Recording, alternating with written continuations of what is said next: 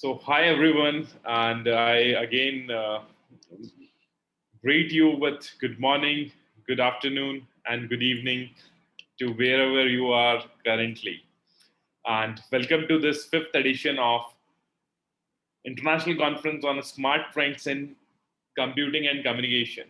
We have been doing this conference for last four versions, and this is now the fifth version. And we have moved down from Thailand now to Las Vegas, but it is very unfortunate on behalf of me to say that we are not meeting physically, and we have to make this conference digitally instead of going to Las Vegas and have a lot of activities and sessions, fruitful sessions there. I, Dr. Amit Joshi, on behalf of the whole organizing committee, welcome you all to this digital session of fifth edition of SmartCom 2021. We at Global Knowledge Research Foundation have been now working for more than 8 years at edge and prominent level organizations, structures, and activities globally. Over the span of the time, we have worked on in various sectors towards research, IT, IP, agriculture, communication, systems, security, sustainability, and various other sectors to support the SDGs, Sustainable Development Goals. So we have been doing lots of activities which involve youth people across the country, researchers across the globe, and various stakeholders from industry, academia, and government from different countries. We have tried to involve conceptive more than 100 concepts in form of activities, thereafter reaching the connect and collaborate forums globally. We focus on social economic transformation through information and communication technologies for a wider area of participatory enterprise development. Jointly with our team, we have now connected more than 200,000 researchers, organized more than 50 technical conferences, more than 10 delegation visits, and created a lot more stakeholders from more than 100 countries in a span of last 8 years. Our team with a global vision and mantra is always striving to bring new concepts that can change the thought process through innovative minds. We have acknowledged and recognized the efforts of more than 1,000 individuals and organizations in form of award and recognitions. We are keen and open for collaborations, open for talks, open for new memorandum of understandings, open for working with new working groups, and open for raising new concepts for our global community. This fifth edition of SmartCom 2021 marks a significant journey of our organization, and along with welcoming you for this fifth edition, we are optimistic to reach new milestones and making you and your team, working team, as a part of our journey. Over the years, this conference has been organized and conceptualized along with various other conferences with collective efforts of large number of individuals. I would like to thank each of the committee members and the reviewers for their excellent work in reviewing the papers. Grateful acknowledgements to the extent are extended to the team of Global Knowledge Research Foundation for their valuable efforts, as well as the whole technical program committee and the organizing committee for putting up so many efforts to invite people from across the globe, then raising the people invitations and bringing the research to a right forum where we can discuss, we can interact, we can connect, and we can have some takeaways through this. I understand and I know that this is not a physical forum where it is very easy to get some takeaways out of the 2 days when you go back to your homes. But in these digital sessions, we have some breakout sessions which we can use during the session breaks, as well as you have the chat inbox where you can talk and interact with your colleagues and whoever you want to. So we will be definitely happy to provide you a platform where you can interact with your peers, with your stakeholders, and the people who are working in the same area of research groups. About the conference, I think we have the chair for the conference, Dr. Casey Santosh, who will be speaking about how many presentations will be happening, how many sessions are there.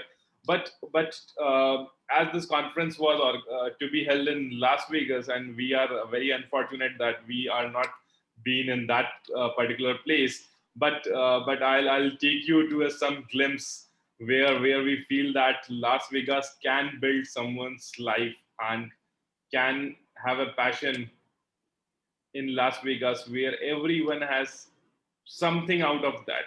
So this is a story of Fred Smith, who was an undergraduate at Yale University.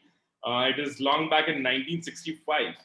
As a part of his coursework, he wrote an economics paper exploring the process of transportation of goods in the United States.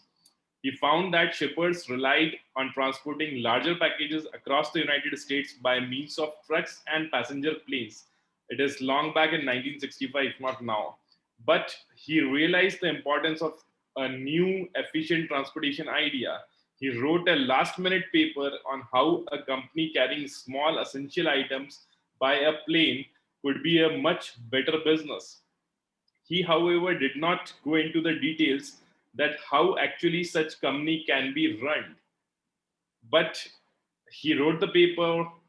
His paper was graded C. But Smith did not give up on the idea and launched his company in 1971.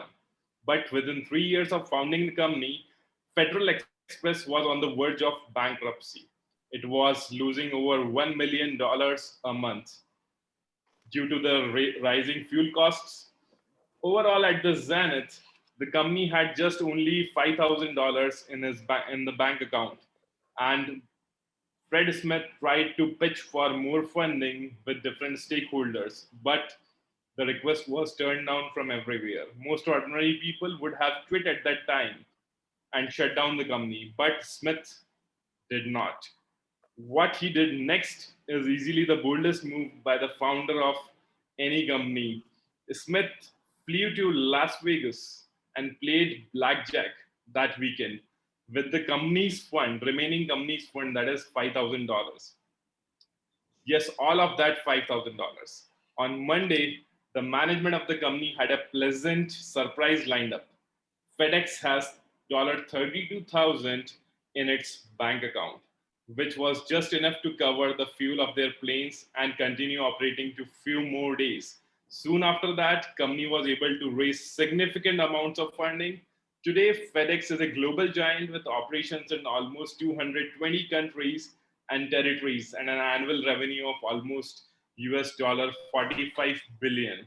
So this is a story where Las Vegas has changed the life of a founder of a company, and I am pretty sure that if we were in Las Vegas, something would have better happened to us as well in different forms. Maybe not in form of funding or not in form of money flowing, but in different research forums, in different forms. And I'm optimistic that this hearing this, you will be more connected to Las Vegas, although we are not there. And I wish the idea of this conference to be happening in Las Vegas reach you people, that Las Vegas is not only about the casinos, it is about the dreams, aspirations, and the people, what they can see to grasp anything from a different kind of a place where the people only go to play casinos and not think about future.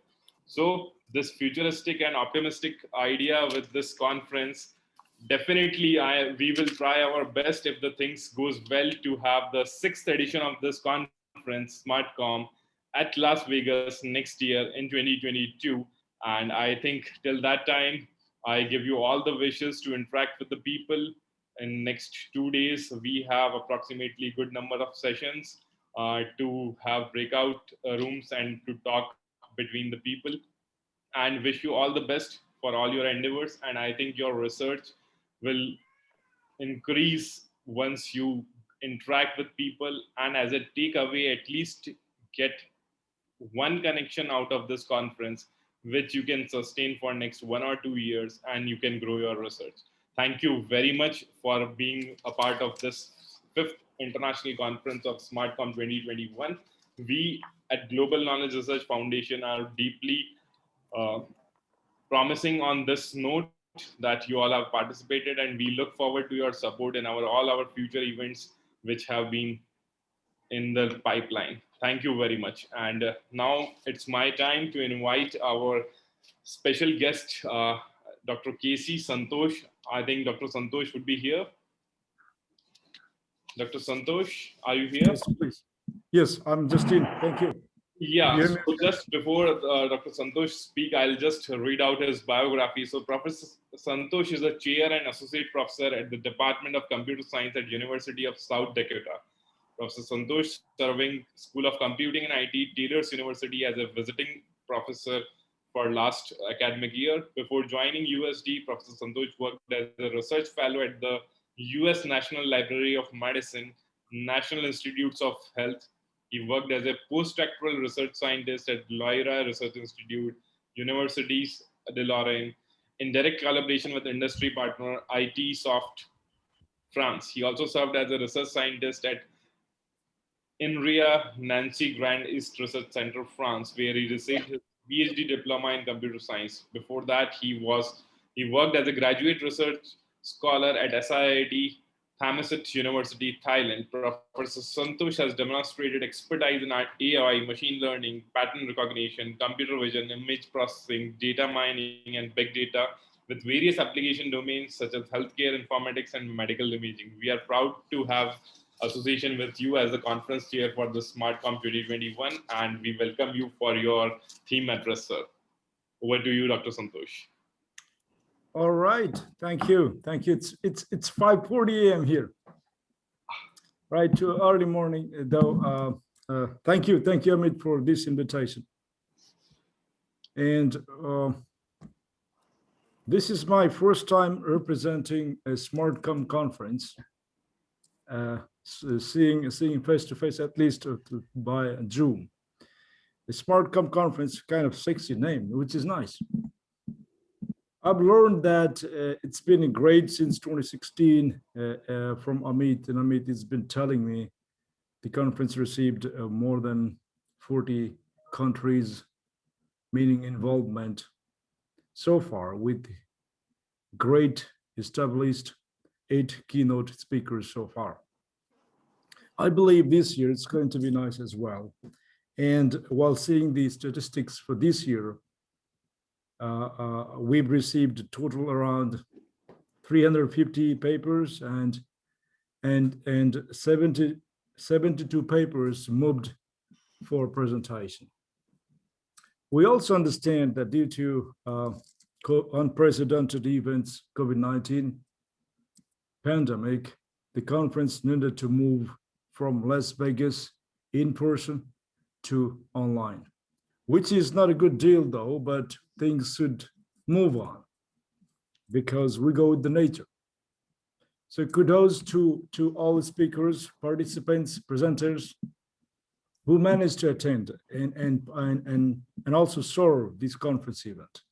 I strongly believe that the event provides you a great platform for networking in addition to science and progress, communication through your talks, presentations, and so on. Let me give you an idea about what I used to think or what I'm thinking about conference. You're obviously going to present, participate in the event, but don't forget to connect with the people. You're not going to compete here for your talk with your talks because I got this percentage of accuracy, performance, this and that. You do network. I repeat, do network. This is not the event for computation. You also present it. I understand that, but don't forget, do network. Thank you. I wish to meet you soon, probably next year. Stay blessed, healthy, and safe. And get vaccinated. Don't forget that.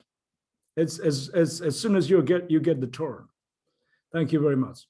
Amit, back to you.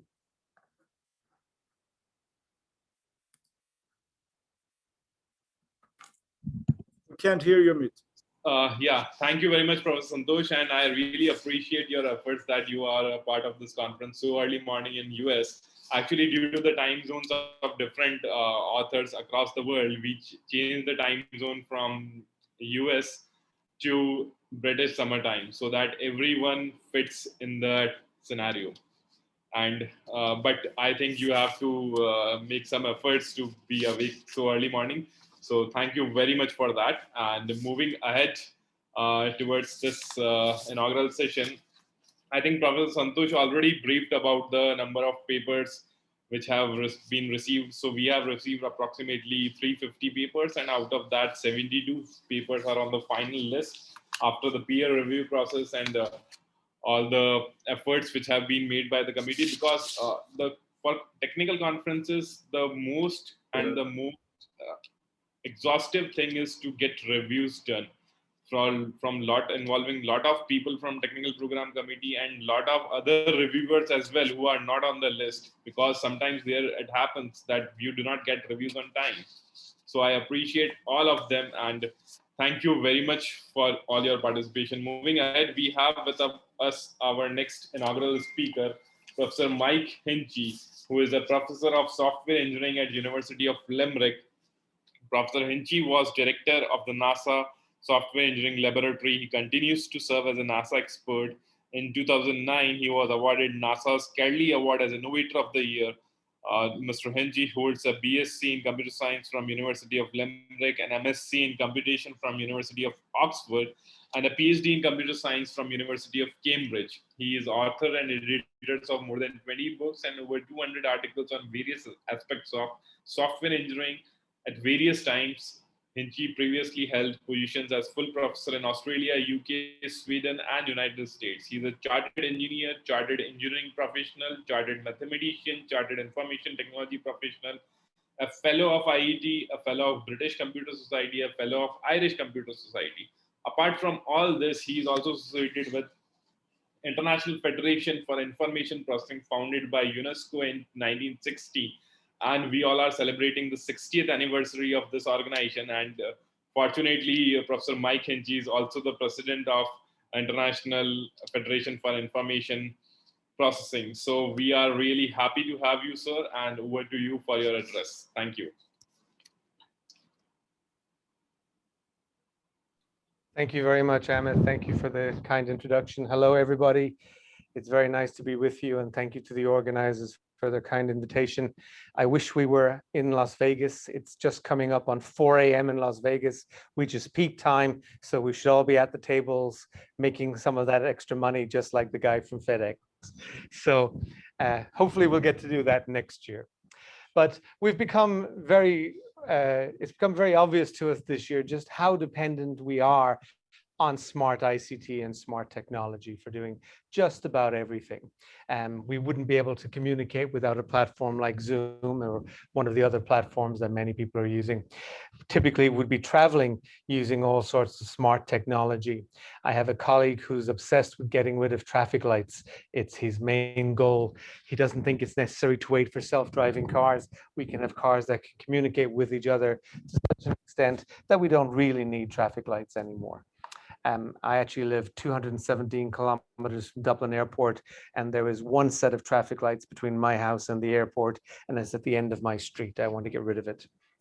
And then, of course, there's far more ambitious travel options that are coming about because of smart technology. This is a mission that you will have read about and heard about. It's had various names, going from Constellation to Ares, which was the Greek equivalent of Mars, to Artemis, which is the Roman equivalent of the goddess of the moon. And basically, space travel and the benefits accruing to that have become big news in recent years, especially as a number of countries now have missions to the moon and missions to Mars. And of course, in the last few weeks, we've seen the very successful deployment of the latest Mars rover, Perseverance, and along with it, Ingenuity, the helicopter, which seems to be having some issues over the last few days, but I'm sure which will produce great results and bring back lots of wonderful information ultimately. We're long used to seeing smart technologies being used in all forms of manufacturing, in power generation, in telecommunications. And unfortunately, in the last year or so, we've seen how reliant we are on smart technology, not just for health monitoring and health care, but also for diagnosis and for identifying people who might be sick and might be super spreaders. And a lot of this is based around some very simple technology. If you have one of these devices in your pocket, you realize just what wonderful things it can do for you with various types of apps, by picking up data as you travel around, by providing data about you as you travel around. And of course, we use it for all sorts of things like electronic commerce. How many of us relied on this sort of technology for ordering food and supplies over the last year, especially if any of us had to self-quarantine? But of course, this leaves us open to all sorts of problems where we can be hijacked, where we can be exploited, especially where naive people who aren't so understanding of the technology can be taken advantage of. You may remember back last summer, there was an attempt to con people by asking them to send Bitcoin, and that double the money would be sent back. And this was sent out from accounts by people like Barack Obama and Joe Biden. The interesting thing is that these are not fake posts. The accounts were actually hacked and used to send out these kind of messages. Most of us would realize that this, of course, is a con, but many people did actually fall for this. Luckily, most of the people who were naive enough to fall for these sort of con tricks didn't realize how, or didn't know how to send Bitcoin. So they weren't really that much at risk, but it just indicates how technology in the wrong hands can be used to do a lot of damage. So we are truly in this world of cyber, physical, social systems. Cyber because it's dependent on software. Any sort of app is software. It's physical because it connects to the physical world, to devices, actuators, sensors, all sorts of things that we may be wearing, that may be in buildings, that may be in our cars. I had a very interesting situation a couple of weeks ago. I am currently in Ireland, but my car is in Washington, D.C. in the garage of my house. And 2 weeks ago, I got an email from my car to say that the battery was critically low and it needed to be started. I asked my neighbor to start the car for me, which he did, but for some reason the sensor went wrong and it decided that the engine was running even though the garage door was closed and that the car was inside. And so I kept getting multiple messages from the car trying to get me to fix this situation. But in fact, it turned out to be a minor problem with the app. But here's just an example of where the app knows where the car is, it knows how to contact me, it can connect all sorts of things together. And cars being interconnected is now a big issue. We use all sorts of sensors in our cars to identify other cars on the road and how close they are to us and other obstacles. But now with connection to the Internet of Things, we can send much more interesting data over much greater distances. And we ultimately see this completely interconnected world. Again, cyber because of software, physical because of the physical world, and social because we're providing this data to social networks, to our friends, to people we don't even know. Many cases because we want to, some cases because we don't realize we're providing that information about ourselves. The United Nations has identified sustainable development goals, and there are 17 goals that the United Nations aims to achieve by the end of 2030.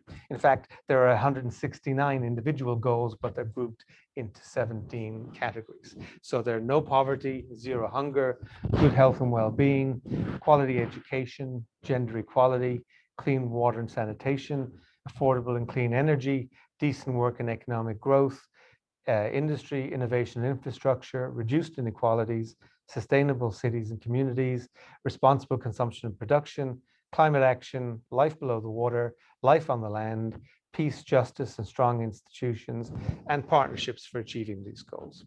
And you can see how smart technology is going to be used in a whole range of these. A few of them, maybe it's not quite so obvious, and maybe it's a bit more periphery, but there is still a relationship. So each year in July, the United Nations publishes the SDG Pulse. So these are the hot technologies that are to be addressed in the Sustainable Development Goals for the year. So last year, believe it or not, it did not include healthcare and quality health. It included zero hunger, decent working conditions, industry, innovation, infrastructure, reduced inequalities, responsible consumption, and then peace, justice, and partnerships. So you might ask, why was health not on here? Well, because by July 2020, the pandemic had started, but the work in identifying the SDGs was beginning a year prior to that. So we don't see the healthcare appear here, but we do see the countdown to the end of 2030 when the United Nations aims to achieve all 169 of these goals. So good health and well-being, it defines as health monitoring via emerging technologies, by remote contact diagnosis and treatment, population and disease monitoring, which means preparing for disease outbreaks, identifying patients, following established treatment protocols, and performing remote diagnosis, and helping analyze trends and make projections about outbreaks. Well, all of these are the things that we're doing this year because good health and well-being has become such a major issue, and technology is at the basis of controlling this pandemic. And in many cases, it's based on the simple smartphone that you have in your pocket.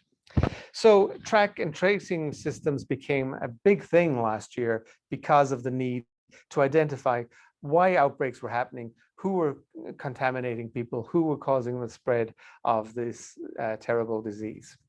And the situation was good in some countries. Track and tracing worked extremely well, for example, in Ireland and in Germany. But you see here an article from the BBC asking how the English version did not work well. And we can see why the Irish version worked well was that within 48 hours, 23% of the population of Ireland downloaded this tracker. And that continued on to be even greater levels in the next few days. Conversely, in France, only about 1.5 million of the population of nearly 70 million people downloaded their app, and most of those deleted it within 24 hours. So it wasn't just that the app was available, but the app had to be used and had to be used at a critical mass, something similar to what we're saying about vaccination. There's a critical mass of vaccination when it becomes actually effective. So Ireland has actually donated its tracking and tracing app to be used as open source because it has been so successful. Not that it's a brilliant app, but because the relatively young population all had smartphones and everybody downloaded this track and tracing app. So we're looking at how the various SDGs, the Sustainable Development Goals of the United Nations, can be achieved using smart technology. So again, please do look at the Sdg Pulse when it's published this year in July. I'm sure you'll see SDG number 3, health, will be appearing there on that. So I'd like to just now play a short video, tell you a little bit about IFIP, and just start now.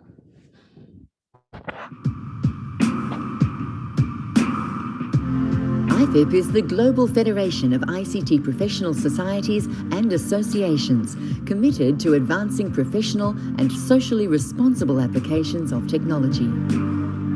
Our members are ICT professionals, researchers, academics, teachers, and policymakers who are focused on developing and sharing ICT knowledge and expertise, promoting global digital equity, educating and enhancing public understanding about technology and its potential, and increasing professionalism and professional standards. IFIP runs over 100 events each year to bring together international experts on different ICT-related topics, to share the latest developments, explore possibilities, and discuss issues of relevance to the ICT profession. We're a strong advocate for digital equity and work closely with other global bodies like UNESCO and ITU to promote understanding of the issues relating to technology and to collaborate on solutions to help us achieve the United Nations Sustainable Development Goals. The biennial IFIP World Computer Congress brings together thought leaders from across the globe to share their knowledge and expertise and to discuss emerging technology issues, while our World IT Forum event, or WIT4, is specifically focused on identifying ways to enhance access to technology for developing nations to enable them and their citizens to play an active role in the global digital economy. Our International Professional Practice Partnership, known as IP3, is the leading group driving professional standards for technologists around the world. And it was responsible for having the importance of professionalism as a key enabler of the United Nations Sustainable Development Goals recognized and discussed at the United Nations. IFIP also seeks to raise awareness and understanding amongst the wider community about where technology is going, how it can enhance the quality of our lives, and how to ensure that all peoples have equal access and opportunity. we are uniquely positioned to achieve these outcomes through our global network of technical committees and working groups that bring together experts in different fields to share and enhance their knowledge and to focus attention on key issues relating to technology. Our members have access to the biggest network of technical experts in the world, enabling them to form valuable connections, grow their knowledge and skills, and contribute to the development of new insights and global standards for ICT professionals.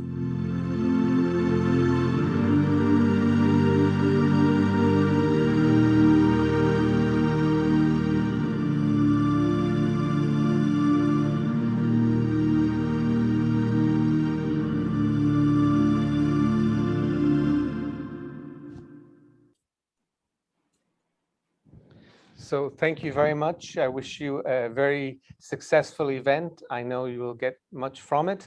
And I do hope that we'll all manage to meet at the blackjack tables in SMARTCOM 2022. So thank you all very much. Have an enjoyable event. Thank you. Thank you very much, Professor Mike. And it was really appreciable to hear from you after so long time. Now moving ahead with our next special guest and speaker, we have with us Dr. Dharam Singh Jat from Namibia. Dr. Dharam Singh is a master's and a PhD in computer science and engineering from prestigious universities. Currently, he is a professor of computer science at Namibia University of Science and Technology since last 6 years. He was with College of Technology, India, and he has about 8 PhD scholars and 24 master's scholars to his credit. He is author of more than 150 peer-reviewed articles and author of more than 20 edited and written books. His interests span the areas of multimedia communication, wireless technologies, mobile communication systems, edge root computing, software-defined networks, network security, Internet of Things. He's also given various guest lectures and invited talks in more than 50 conferences across the globe. He is also a recipient of more than 19 awards from different associations and organizations for his credited work throughout the globe. He is also a fellow of Institutions of Engineers India, a senior member of IEEE, and a ACM distinguished speaker. We welcome you, sir, for this address to this inaugural session, and over to you for your address, Dr. Dharam Singh. Yeah, thank you, Amit, for a nice introduction. So, first of all, I would like to thank Dr. Amit who inviting me for this prestigious conferences. So, my dear friends, Professor Mike, Professor Santosh, Mr. Bose, and Professor Rathod and my other colleagues, participants, guests, and authors. So, you know, this conference we started in 2016, and I'm also associated since from 2016 with Dr. Amit. And for this one, I would like to highlight the importance of smart computing communications for Industry 4.0 and beyond, enabling the future Internet of Things. Can you see my slides, my screens, Amit? Yeah, sir. Yeah, we can see it. Okay. Yes. I'm working in Namibia University of Science and Technology. Just brief introduction. It's a vibrant institution of higher learning, and with approximate 11,000 students enrolled, in which about 650 are international students, representing 32 countries and 4 continents. In continuation of this particular smart and communication, emerging trends in smart and communication conferences. So in 2019, we submitted a proposal to UNESCO for UNESCO chair in smart and secure environment. And UNESCO approved our proposal, and university received the award of UNESCO chair in smart and secure communications. And we are still in process in MOU with the UNESCO. For this particular conference, let me, the domains are smart communications, big data infrastructure and analytics, and cyber security that we deal in UNESCO chair.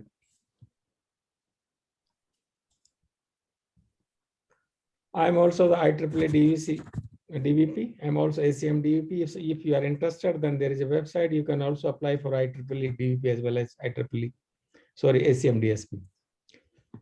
So now, again, I would like to highlight the importance of smart computing and communications for Industry 4.0 and beyond, enabling future Internet of Things. So we know nowadays we are in the fourth industrial revolution, where most communicating devices in the physical world in all applications area are become smarter, more capable, and more connected. So the digital revolution is powered by Internet of Things, big data analytics, and communication technology. Of course, there is also the security. So we know there are also the strong indications during COVID-19 outbreak, lockdown periods, that many computing and communication technologies will see accelerated adoption in coming years also. So the Internet of Things will be fueled for data from billions of people, drones, sensors, devices, buildings, and other objects across the world and out in a space.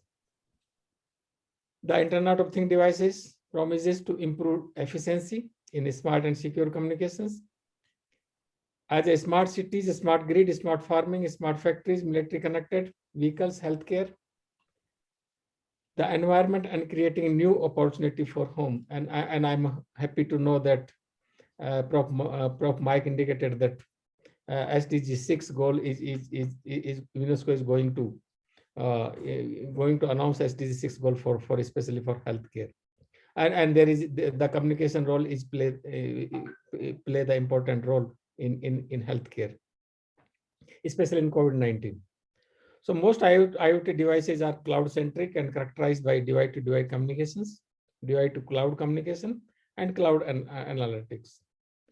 But you know, in IoT applications are having challenges in a smart and secure environment, such as poor bandwidth, poor connectivity, latency, not compatible with the cloud-centric architecture, and we will discuss in detail about these devices and application and technology. So in my presentations, I will cover smart manufacturing, introduction of Industry Evolution 4.0, smart solutions, and various technologies, including edge computing and the architecture. So the key essence of Industry 4.0 is the enhancement of efficiency in the process of industry by way the utilization of connectivity, data, IoT, and artificial intelligence. And these are the 5 characteristics of Industry 4.0.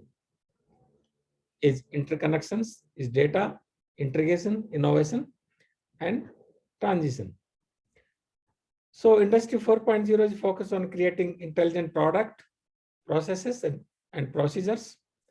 And these essence in the Industry 4.0 is in the Internet of Things and the artificial intelligence. Right now, you know, we say the smart word came near about say 10 years back or 7 years back. Now we are moving towards intelligent. So now in Industry Revolution 4.0, we will move towards a 5.0. So the 5th industrial revolution is going to reshape the world economy, and it will be based on the wide range of technologies. Industry 5.0, just I'm giving introduction because right now we are in Industry 4.0.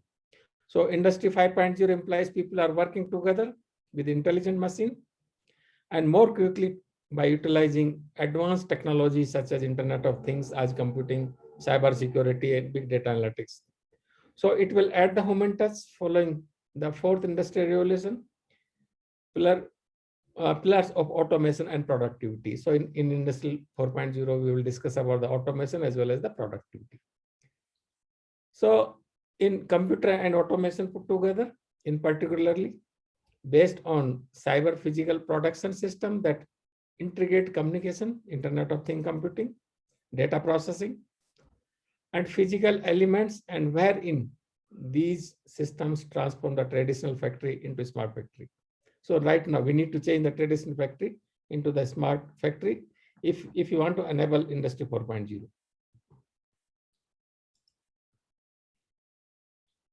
That screenshot I took from my TV. So in the World Phone, the Prime Minister, Indian Prime Minister Sri Narendra Modi addresses the World Economic Forum. There was to meet via video conferencing on 28th January 2021. And Mr. Modi said in his addresses at World Economic Forum Davos agenda, he said, India has made a rapid stride in 4 pillars of Industry 4.0 using technology. This includes connectivity, automation, artificial intelligence and machine learning, and the real-time data. So Industry 4.0 is for human and not robots. We must ensure that technology become a tool for as of living, not for the trap, Prime Minister Modi said during his address. So the 4th industrial revolution technology driven by the artificial intelligence are expected to a fundamental change in the world. So that study I took from this website. According to this research or this study in recent global survey, 63% of CEOs said they believe that AI will have a larger impact than the internet, and AI along with the Internet of Things and the communication will become to enable the Industry 4.0. These are the different steps of Industry 4.0. Now we are here, Industry 4.0 based on the cyber physical system, merging of real and the virtual world. So now you see sometimes it's very difficult to say what are the emerging areas and where we need to go for next 10 years and what are the research areas as well as what are the good for the manufacturing industries. So a key element for implementation of Industry 4.0 in the next generation of network connectivity, smart computing communications, to improve competitiveness of various industries and sectors through Internet of Things, gathering huge amount of real-time data using sensors and big data analytics. So this study I took, this one is from the Gartner strategy study. Gartner is the IT researcher. According to the Gartner divided into 2 parts. One is the people-centric, other is the smart-centric. And these are top 10 strategy technology trends for 2020. Now we are also waiting for 2021. First is hyper-automation. Use technology to automate tasks that once required people to do these tasks. Multi-experience focuses on how people interact with experiences and control the digital world. This is also important is democratization. Technology means giving people easy access to the technical and the business expertise without extensive training. So that is also important. Human augmentation is about using technology to enhance the person's cognitive and physical experience and ability through the use of AI and the machine learning. Transparency and the traceability. Technology are creating a crisis of confidence. And then this right side, there are small spaces related to the themes, smart communications, all are. Enhanced edge computing is a computing technology where information process and content collection and delivery take place closer to the source and consumer of the information. Keeping the traffic local and distributed, the data to be reduce latency, expand capabilities, and improve decision making. So I will discuss the empowering the edge or edge architecture in a little bit later in my presentation. Distributed cloud refers to the distribution of public cloud services to location outside the cloud providers, physical data centers, but which are still controlled by the provider. So that's the important thing. Autonomous thing right now, we have now the autonomous cars, driverless or driverless car or drive guided car. And again, Gartner divided into two levels for driverless or driverless car is two levels, level 4 and level 5. One is semi-automated, other is fully automated. So the autonomous things utilizes artificial intelligence, communications, data analytics to perform tasks that are usually performed by humans. Next one, blockchain is very, very important in terms of the security during communications and the computing, especially for communications. So blockchain is a type of distributed ledger, and expanding chronological order list of cryptographical signed irrevocable records shared by the participants in the network. So this enables two or more parties who do not know each other to exchange without need of centralized authority. That is very important. And the AI security. Now we are not talking network security or cyber security. Now we are talking artificial intelligence security. So the increase of the number of AI solutions and potential points of the attacks via Internet of Things devices and highly connected devices created true security challenges. So I will show you how many devices will be connected in the next 1 or 2 years. So the combination, the combination of high speed, resilience, low latency connectivity and technology, such as Internet of Things, artificial intelligence and machine learning will enable the transformation towards sustainable development. This is simply, so slide shows what is, sometimes some students ask what is the difference between the artificial intelligence, machine learning and the deep learning. So the artificial intelligence is any techniques that enables computers to mimic human intelligence using logic, if-then rules, decision tree. Machine learning is a subset of artificial intelligence that includes complex statistical techniques that enables machine to improve a task with experience. The category includes also the deep learning. So deep learning is also the subset of the machine learning. This is another study I took from this website or from the internet. According to this study,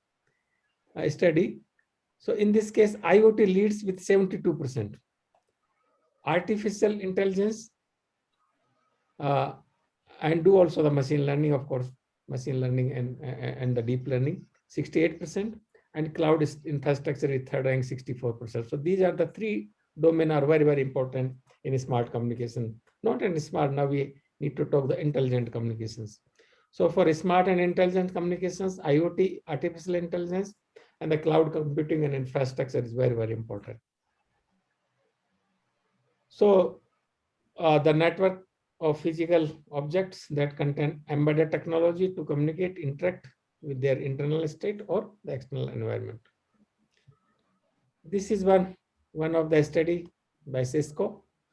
According to Cisco, in 2016, 3.3 billion devices were connected with the internet, but it will be expected that in 2021, 4.6 billion devices will be connected. There is another statistics from that study. So that I included because if you want to move in smart or intelligent communication and computing, what we need to move our traditional industry to the smart industry. So if you want to move the traditional industry and smart industry, what about the organization? What about the employees? So per this study, you see the 74%, 28% of CEO completely agree that their organization have to need to be success in this area. But there is a need to train train the workers, train the scientists, engineers as per the requirement, and the training is also involve the cost.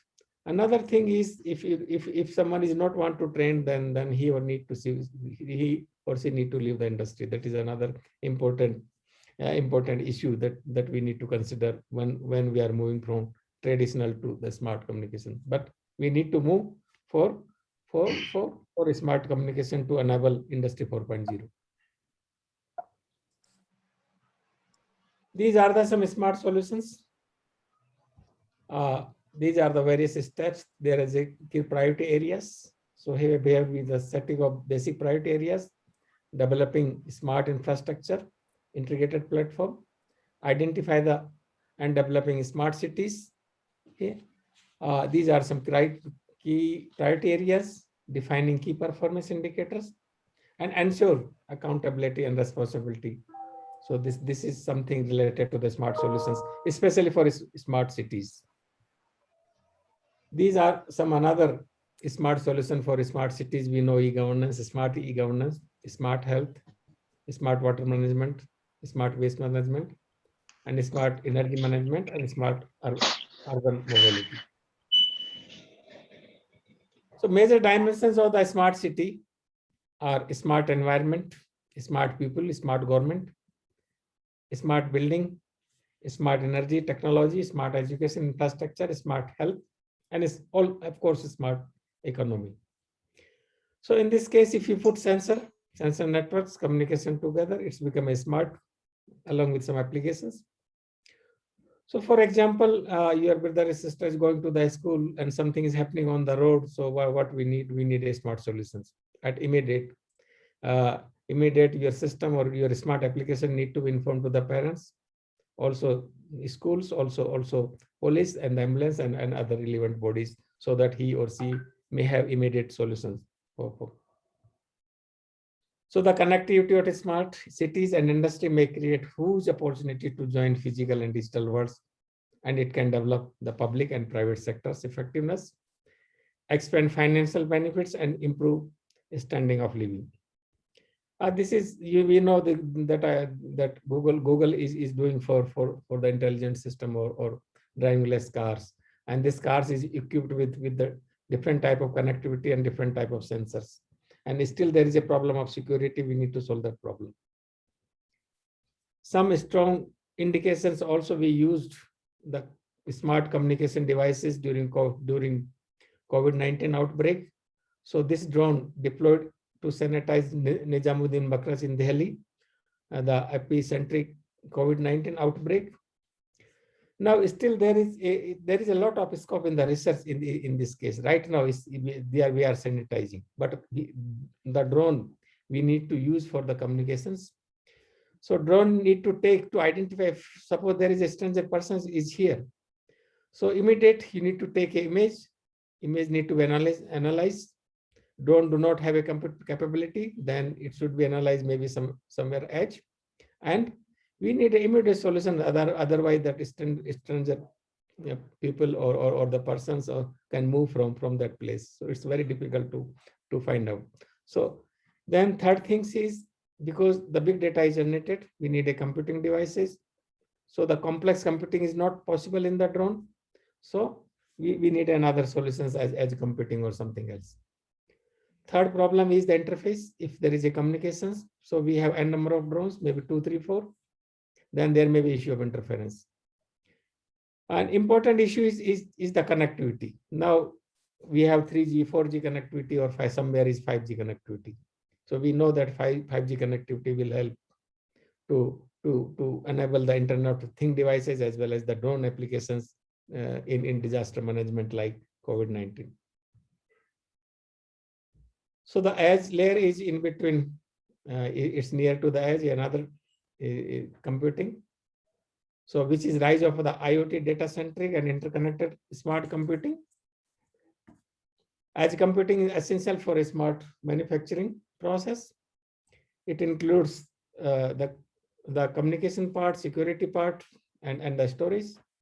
So this is a conceptual model. One of my students is working, he's doing PhD on the edge computing architecture, and he want to develop something as edge computing architecture with blockchain technology. So these are some various applications. So if there is a time sensitive applications, for example, the patient is running on the road and patient need immediate information on the road.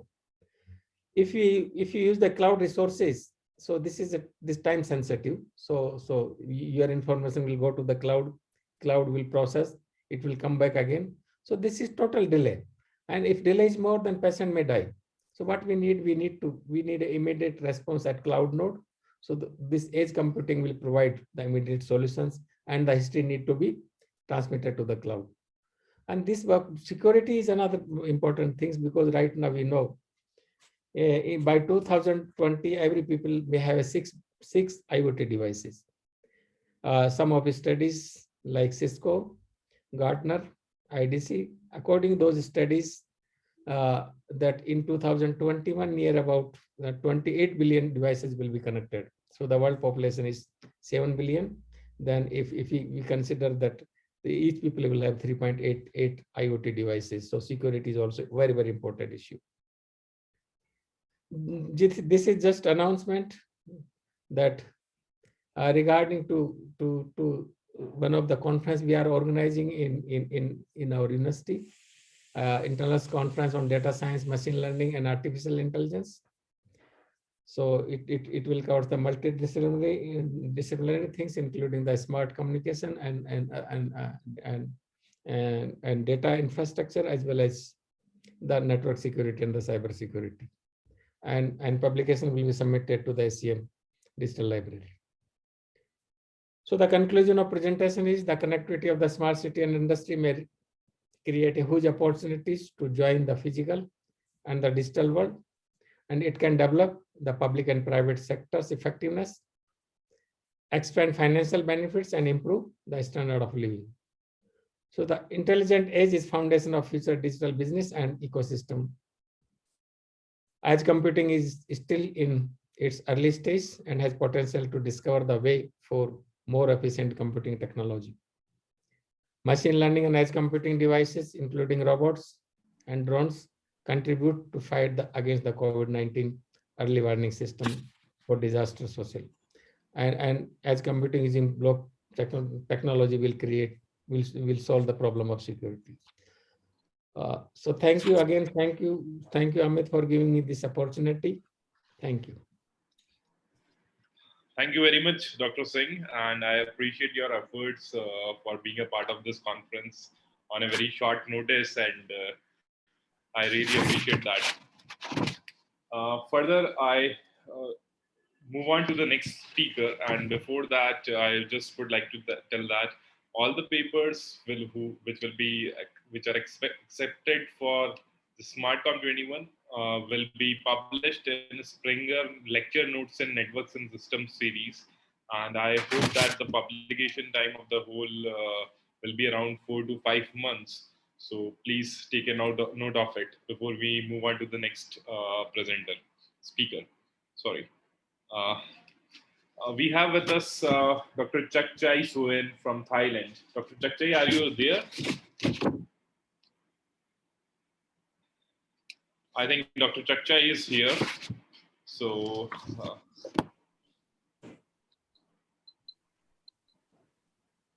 Dr.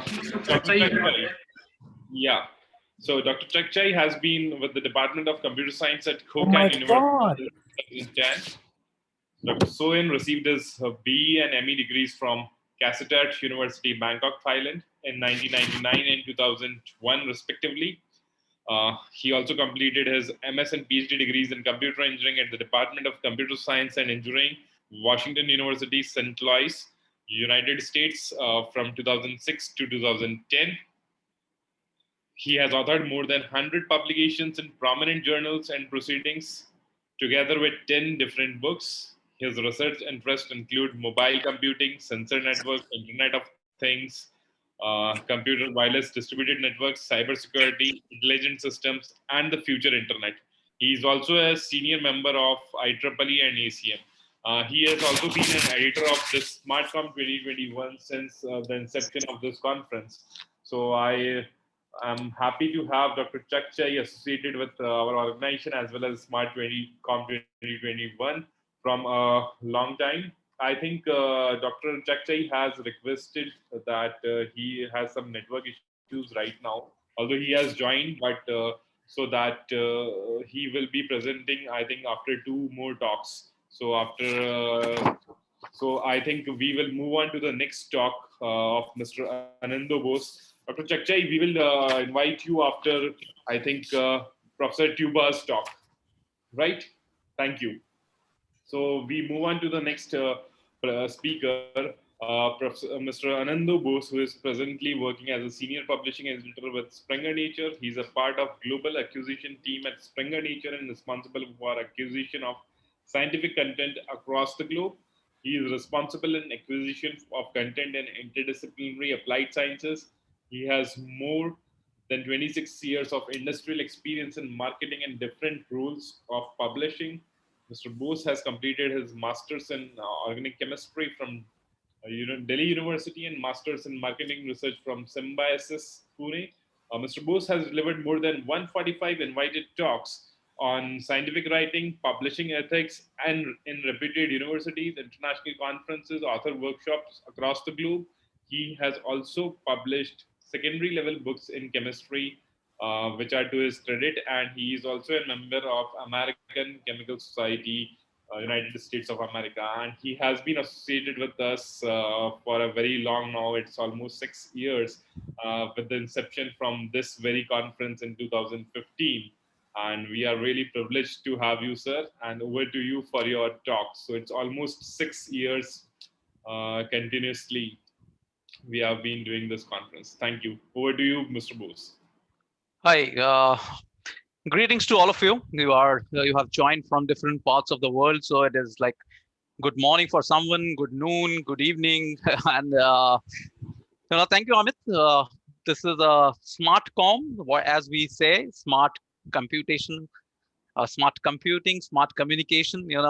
This smart thing has really helped us. Just imagine that this whole thing would have happened. What is we are actually experiencing for last 1 year. 20 years ago, then what would have happened? This internet and our connectivity, this industry 4.0 smart things have really saved us. If we look at the way we are communicating in last 1 year or so, the way we are conducting our conferences, the way we are interacting with each other, this is something to really to do with the SMARTCOM, smart communication and smart computing. Otherwise, it would have been really difficult. I represent Springer. Springer is a publisher, you all know. It's a very old name, and this is this company which is there for almost 180 years or so. Now, we started with our digital content very in the beginning of 1995. We started digitizing it. So almost 25 years ago, we started digitizing our content of journals, and in 2005 with the books. And that is one of the reason, in last 1 year, we especially survived this whole thing in a manner in which we wanted, and we have more than 3 million visitors every day on our content platform. And we are really, our IT team, who are smart people, they are basically managing everything. We were able to move to home working. Everybody is working from home at the moment, the whole production team and everything. So it's a big challenge which was actually thrown to everyone globally. And because of this presence of this smart communication and computing, it was actually possible that we are able to succeed, and we are still managing to do all these activities and interact with each other and publish the content which is very necessary at this point of time. We are publishing a lot of content related to COVID, a lot of data, a lot of modeling, a lot of simulation content, and which is basically the studies which are required for all the scientists to advance their work to fight this pandemic. I will just share the presentation. I have a very short presentation, and I will just talk about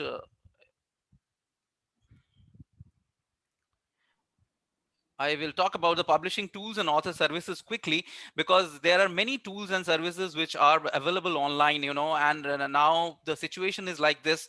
You people are also working from home. Faculties are taking classes from houses, their home, and it is a big challenge for them. So they can introduce many publishing tools, many services to their students also, and they can take benefit of these. And so I thought, let me just quickly go through some publishing tools and author services which are very useful, and some of them are you have to pay, but mostly most of them are free, so you can take help of these tools. So there's an author service page. Why Springer Nature author service? There are three important things which are important. One is quality, because quality is the most important thing. And interestingly, we have published 372,000 articles last year, but we have received 1400 complaints also, ethical, which belongs to ethical issues. So we have to be very cautious on these notes also, that we don't commit any kind of ethical problems while doing our research. So quality is very important. You have a lot of choices available over here. So if you go to this author services page, you will find the pricing and the services which are available. And we are a publisher. We have a lot of experience in our work, and our specialized teams are there, who are basically there to help all the academicians. So there are different teams doing different kind of activities. So we are doing all these, as I said, for last 25 years or so. We are every content is digital. So we have a lot of experience and expertise in this area. So that is why I say author services are very important, and you can explore this area. You can go to our website and check. Another important thing is author services. They are pre-publication, they are intra-publication, and they are post-publication. That means in different stages, you have different kind of tools which are available, and these are different tools. This is just a list of them, and you will find many more. And I will talk about a few over here. The first one which I will talk about is a journal suggester. I will quickly tell you that how you can actually find journal. This is a question which it's a question which comes to the mind of a research scholar very often. How to find a journal, a good journal in my area, in my domain. So we have a tool. If you just go to our website, springer.com or springernature.com, and you will go to author services, or you go to journal authors, you will clearly find, there is a link over here which you can see. I just, over here in the red box, you can see over here, this is Springer Journal Suggester, a suggester which will tell you about which journal is actually suitable for your work. So you don't have to go to anyone and ask. You can use this particular tool, and you can find the right journal for your work. So when you actually click that link, a page will open, and you have to fill some data like manuscript title, manuscript text, and the subject area. And there are certain advanced things also which you can actually fill up. So when you will actually go to this page, you will find there are a few more options are there which you can play with. And then I will show you, once you put all these data, you put the manuscript title, which is a very famous paper of, I put over here, fluctuation signals of pion Bose-Einstein condensation. And then the manuscript text is like a small abstract, or sometimes if you don't have an abstract, you can use some keywords also, which are very keywords of your paper. And then the subject area, then all these options which are there, you can fill. And if you say suggest a journal, you will find a list of journals suggested. You can see in on the slide that it is written 20 over there on top. That means there are 20 journals selected by the tool for this particular paper, which is an example which I am showing you. This is the first journal which is in the list, is the European Physical Journal A. So if you just click and go to European Physical Journal A to the home page, so you will find this is the data which is available about the journal, and scope and aim and all the different information. So you go to the home page of that journal. So importantly, what is happening, you are basically giving some inputs about your paper, and taking those inputs, there is a tool which is working at the back end, and they are suggesting you a journal which is actually useful for your work. If you think that the first one is not the one you are looking for, you can go to the second one, and out of these 20 journals which are suggested, you can definitely find a one which is suitable for your work, and immediately you can actually send your work to them. So there is a tool, which is helpful in finding a journal, and it is a very, very useful tool, and many research scholars are using it very often. So if you have not used it, I'll suggest you go and use it, and then you can see it's a beautiful tool which will help you in your work. There is another page which is very, very important, which is called author and reviewer tutorials. So there are tutorials which are available for authors and reviewers. You know, what are the things which authors they have to do, or what all things you have to perform as a reviewer when you are reviewing a paper. So this is something which is, this tutorial is very helpful. Again, it's a pre-publication thing before, the publication. You need to know how what are your roles as an author, and if you are a reviewer, because which is a very common thing for everyone, because you also get mails very common often from different publishers for review work, and these are the tutorials which will help you to do your role, perform your role in a much better way.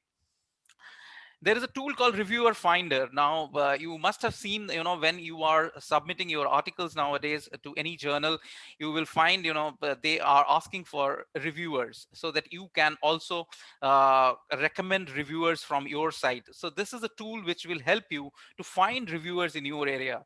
So this is also a tool which is a free tool which you can use. Then another important area is OA funding. If you see globally, everybody is talking about open science right now, and we are talking about many transformative journals, and the countries are coming ahead, in front, and they are doing a lot for open access thing and open science. So there in India also, there are a lot of authors and researchers, they publish OA, but the numbers are still very less. So what exactly you need funders, you need people who can fund your project. So this is a page, I will just show you the next slide. This is the page, you can see the URL over there, www.springernature.com/in/open-research. This is the page where you can go and you can find funders for your work. You can go there. There are more than 200 funding bodies available globally. You can write to them, you can apply, and then they can sponsor your work, because there, when you publish open access, there is an APC attached, that is article publishing charge for journals, and there is a BPC, book publishing charge for book chapters or total book. So there are funders available for actually helping you to help you to publish open access. Then there is another tool which is called recommended. Recommended is something which will actually recommend you. From the name you can very well understand what actually it is going to recommend. We publish, or in totality, almost 2 million papers are published on an average every year. 2 million articles means 4,500 to 5,000 articles per day. So if you have so many articles are published in a day, it is impossible for you to go and find an article which is in your area, so which is published that day. So but a tool or a machine can do that instead of your doing manually. So a recommended is a tool which you can actually get registered to, which is again a free tool, and it takes help of 45,000 journals. So you can go and you can definitely use recommended. There is another information which is available on our website. This is a very useful information for editors, people who are senior academicians. If you go to this page, you will find other links are also here. That is editors information guide, resources, then code of conducts, which are there for journals and books. Then there are research integrity, which you have to follow, publishing editorial policies. So this is a very, very useful page for people who are editors themselves, who are editors for books, who are editors for conference proceedings, or editors for journals. This is a tool which is a paid tool. This is a tool called Overleaf. Many people use this tool for helping their students, and this is actually used for collaborative writing and publishing. Especially this, as I said, this is a paid one, but they have a lot of schemes for many developing countries. You can go and you can actually check whether there is any scheme for India at this moment, or any other country you represent. Especially for the developing countries, they come out with a lot of schemes and a lot of freebies, so that you can take help of that. There is another tool which is called SharedIt. SharedIt is a tool which is, we have basically started this in Springer. Our production team had started. Basically, if you publish this any article in Springer, any journal, any article in Springer, you get a link from the production team which you can share with anyone. So how is it is going to help you when you share that link? So the one person who is receiving that link can actually see the whole paper, not only the abstract or the title of the paper, but the whole paper. So you can share the complete paper without making any effort or payment. So the person can, without purchasing that paper, can actually read through the whole paper. How this works in a reverse way, sometimes it happens that you go to a journal page and you find that your institution or the library has not subscribed to that particular journal, so you cannot actually download anything. But if it is published on Springer, you can write to the corresponding author and you can take the help of that person, and you can get that link from the author, and you can use that link and you can read the whole paper. So this is a very, very useful tool which IT team has developed, and production team is using it, and all the authors are getting benefited out of it. ORCID IDs are the unique IDs, and the researchers should have it. If you, as a research scholar or as a part of the community, if you don't have ORCID ID till now, please go and register and have an ORCID ID, because this ID will help you to give you unique recognition of your work. When you work, this gives you an ID which is unique to you and helps in your citation. There's a blog which is called The Source. This is again developed by Springer author and partner marketing services team.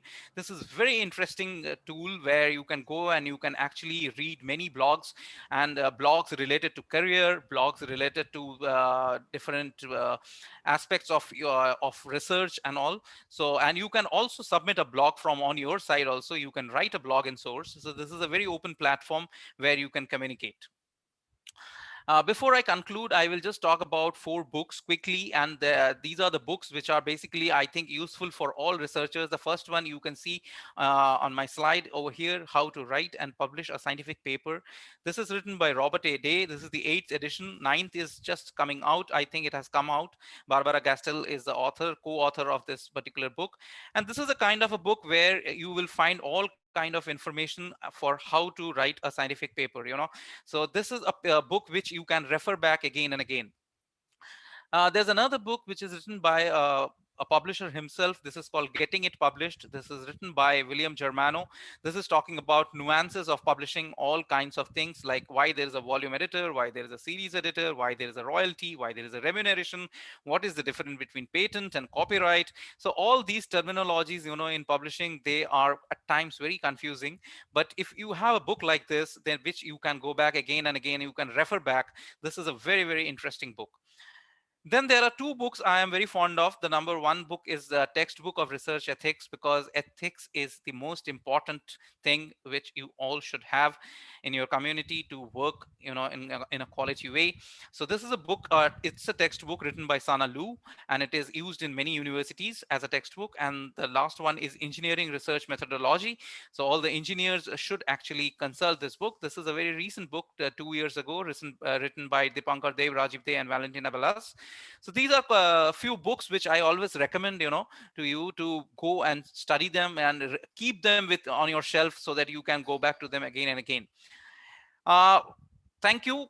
This is a quick presentation, and when you will go to these tools, you will find them useful. And if you have any queries at that time, and if you find anything which is bothering you or any publication questions you have, so you can write to me. This is my email ID, onindo.bose@springernature.com. If you have any proposals or if you have any ideas, you can also write to me. We can discuss that, and definitely enjoy the next 2 days of conference. This is a online platform. As Amit said, on online platforms, you have some breakout rooms, breakout sessions. So use those sessions, where you can actually communicate, do network. As Casey Santosh said in the very beginning, this is not the place to just come and present. This is a place where you can actually do your networking, and that is the most important part of any conference. Thank you. Thank you so much. Thank you very much, Mr. Bose, and it was a pleasure to hear you after a long back. Thank you. I think moving ahead to our next speaker, we have with us Professor Milan Tuba. Professor Tuba, are you here? Yes, I am. Yeah. I'll proceed again. I'd just like to introduce Professor Milan Tuba. Professor Tuba received his BS and MS in mathematics and MS MPhil and PhD in computer science from University of Belgrade and New York University, respectively. He was an assistant professor of electrical engineering at Copper Union Graduate School of Engineering, New York. During that time, he was the founder and director of Microprocessor Lab and VLSI Lab and led scientific projects since 1994. Again, since 1994, he participated in scientific projects of Republic of Serbia's Ministry of Science. Currently, he is the vice rector of Singidunum University, Serbia. His research interests include mathematical queuing query and historic optimization applied to computer networks, image processing, and combinational problems. He is author of more than 150 scientific research papers and monograms. He has held 10 plenary lectures at conferences at Harvard, Cambridge, Moscow, Paris, Istanbul, and various other places. He is also co-editor, member of editorial board, scientific committee member, reviewer of several international journals and conferences, and he is a member of various international scientific organizations like ACM, IEEE, AMS, SIAM, and FNA. We are happy to get associated with you and happy to have you for this inaugural session of 5th edition of SmartCom 2021. Over to you, Dr. Tuba. I think it's a really long time we have seen each other physically, but let's hope that we will get the time soon when we will see each other soon.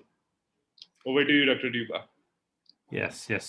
It's a great pleasure and honor to be here as part of this conference. And yes, we do see each other occasionally in these virtual conferences, but yes, it's been a long time since last physical meeting. And yeah, I'm probably too old to get used to this new reality, and I hope that it will not become new reality and that we will go back to normal physical conferences. But in the meantime, we can survive doing things virtually like this, at least conferences, not probably everything. So yes, it's good to see so many dear people that participated in previous conferences, and probably many young people that are starting with this conference and will carry on with the research in the future. I want to say a few words about one very interesting and promising research topic, and also relation with the smart everything, smart city, smart reality, smart environment that we are trying to build, and of course some challenges about that.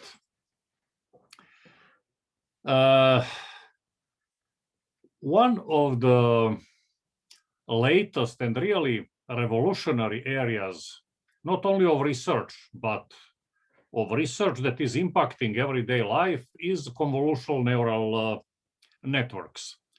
It belongs to a class of events that happen occasionally. We know that in life we have sometimes linear progress of something getting a little bit better, and sometimes we have huge events, for example, like penicillin 100 years ago, or airplanes 150 years, or at least a little bit less ago, where it really changes everything. And in computer science, we also had a number of such events where in the early 80s, the world changed with the introduction of PC. Before that, we had different generation of large computers, but it was advancement in more or less the same area. Now PC revolutionized everything. The computer became part of everybody's life, and life is different after 1980 and introduction of PC. The similar about internet and few other things, and convolutional neural networks are really the latest such revolution. It's impacting almost all aspects of our life. And as a simplest example, you can look at your mobile phone, and something that most people don't pay too much attention, which is part of everyday life. But really, 5 years ago, you simply had the phone unlocked, or you had to type in some kind of password to unlock the phone. And last couple of years, it is almost exclusively done by fingerprint reading or face recognition. So it is a change, that happened during last 2-3 years. Nobody really is paying maybe too much attention to that, but that's really how this new area is revolutionizing everything in our life. It's coming to the lowest level, for example, unlocking the phone. And of course, it's affecting other areas like much better medical diagnostics, which is certainly more important than unlocking the phone. And also areas like autonomous vehicles or cars without drivers and many other things. Now, for all of these things, of course, there always may be some discussion. What is the good, the bad, and the ugly? It can promise a much better future, much easier, more convenient, and so on. It can also introduce some dangers. So let's say self-driving cars is a topic like that. Some people would say, well, that's perfect. We don't have to worry about driving anymore. Some people say it's not so good. Some people say it's really maybe dangerous and so on, but we'll come to a few details about that. So what really is the driving force behind this new revolution? The starting point really is digital image, where digital image is not something new, and it really made changes in science and real life for decades. But it is connected with this latest revolution in combination with convolutional neural network. Before that, digital images were also very important, and they also introduced many new improvements. And one example where it can be easily tracked is medical diagnostics, where we had thousands of years of, let's say, dark age, where you had medicine based on trying to make diagnosis on the things that you can see from outside. You can look at the person and look at the skin, at the eyes, at nails, and try to figure out, can you somehow infer the information about kidneys or liver or some other internal disease? And then X-ray really made one revolution, and that was more than 100 years ago, where with X-ray, for the first time, we had opportunity to look inside the human body without actually opening the human body. So it was a huge revolution. But compared to today's standards, it really was very primitive, because even though you can see inside human body, it is a tedious process. You have to do it real time. It will take a couple of minutes. You will be exposed to X-rays, and physician has to be very well trained and in very good physical condition with good eyes and capabilities to look at that pale image and try to see what are the small changes that are interesting for that particular disease. Once digital images and, of course, computer science were introduced, it became very different, because now we had this revolution. With digital image, you can take one picture or hundreds of pictures or thousands, and then you can analyze them using powerful mathematical techniques, and then you can find the things that you cannot see by the best human eye. So it really made things much faster, much more powerful, and we were able to make maybe hundreds times better diagnosis than by using human. And then, of course, in other areas, digital images were used, and it was also very successful. However, with convolutional neural network, it became a new level, and actually revolutionary level, where the major difference is that before, even though those techniques are powerful, we had to create individually for each problem a method. So if you want to find a certain disease of kidney, you have a digital image by X-ray, by ultrasound, by magnetic resonance, by whatever, and then you have to know what you are looking for, what kind of change. And you have powerful mathematical techniques where you will amplify what is important and to extract what is important and make diagnosis, but you have to do it individually for each particular problem. With convolutional neural network, everything became automatic. We don't have to think about anything. We put all the data that we have, and it will automatically extract everything that is available and make the best decision that is possible. So it sounds like miracle. That is the good part. And then, of course, there is bad and maybe ugly, but this is good. So how is that done? Convolutional neural networks are deep artificial neural networks. Both concepts are rather old. In general, these are models that take a huge number of inputs, make some kind of mathematical combinations, and produce the desirable output. And then, of course, the power depends on the size of the network. If the network is large, then, of course, it will use a lot of computational power and so on. The difference between convolutional neural networks and regular artificial neural networks is that in regular networks, all inputs are considered equal or independent. And for digital image, 2000 by 4000, which is a typical resolution today, it is 8 million pixels times 3 channels. It is 25 million input channels. 25 million independent channels is a huge. Mathematically, it's equivalent, but physically to compute, it is difficult. Convolutional neural networks is actually considering a relation between neighboring pixels, or in any other type of signal of neighboring sources. So by doing that, it is greatly reducing the amount of required computation, and it is also preserving the interesting spatial information. So again, that is an old concept, but with the new situation where we have a lot of data available, collected by mobile phone, but by all this new technology, and huge computational power, especially by graphical processors, where today, you see that there is always shortage of graphical cards, not because people are producing so many graphical outputs. They are using these graphical cards today mostly for mining cryptocurrency. And before that, for doing other computation, because these are most powerful computational devices that we have today.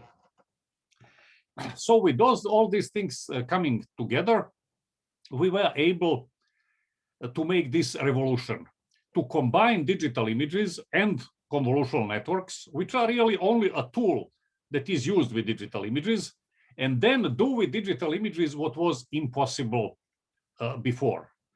For example, driving a car without a driver. It doesn't look like it has anything to do with the classification problem or with neural networks. It is a complicated task of making decisions every fraction of a second, turn left, turn right, a little bit left, more left, stop, accelerate, decelerate, and things like that. How do we do that? Well, we have a number of input sources, usually cameras, where we have regular light images, maybe infrared images, maybe other type of images from front, behind, left, right. And then we may have other information from different radars or other cars passing communication, or maybe from something that is incorporated in the road to help you figure out where is the edge of road and things like that. And now all that information is processed, mostly images, and the decision is made. Turn a little bit to the left, accelerate a little bit, brake sharply, there is obstacle, and things like that. So finally, driving car is making a number of classification decisions based on that data. So it completely belongs to the same area, digital images and classification using convolutional neural networks. Now, what is the problem maybe with that? I will not go into the deeper detail how it works, because in 20 minutes it is impossible. But what are some interesting dilemmas? As I mentioned before, what is good is that finally everything is automatized. That means before that, we had to deal with the particular problem. We had to think about features, how to use those features, and how to make a decision. Now everything is done without our knowledge. That is good, because very quickly we can make very powerful systems. A good example is, let's say, well-known benchmark problem of written digit classification. There is a huge database that is used for decades for benchmarking such algorithms. and you have handwritten digits where different people have very bad handwriting. It is a rather difficult problem. And now we test how good some algorithm is on that task. And for decades, we were doing research where we made improvements. So with support vector machine, with linear models, with random forest trees, with different classifiers, we were slowly improving. So for example, after long research, you make improvement from 98.7 to 98.9. And it is significant research result. You published it 10 years ago, and it goes like that. Now with convolutional neural networks and the tools that are publicly available, in every other undergraduate class, you can start the lesson about convolutional neural networks and classification. And with undergraduate students, within one class, 45 or 90 minutes, you can develop a simple model. Yes. And it will be, in that starting stage, better than 99% precision. So all the research 10 years old is weaker than today's undergraduate class. So it really shows that it is a revolution. However, because it is automatic, when such a system makes an error, then we are more worried because we don't know how that happened. When we have good results, we are happy that without any effort, we had perfect result, excellent results. But when we have error, then it is a problem that we don't know how that error appeared, and then we have moral dilemmas. Can we use such system for medical diagnostics? Can we use such systems for autonomous vehicles and things like that?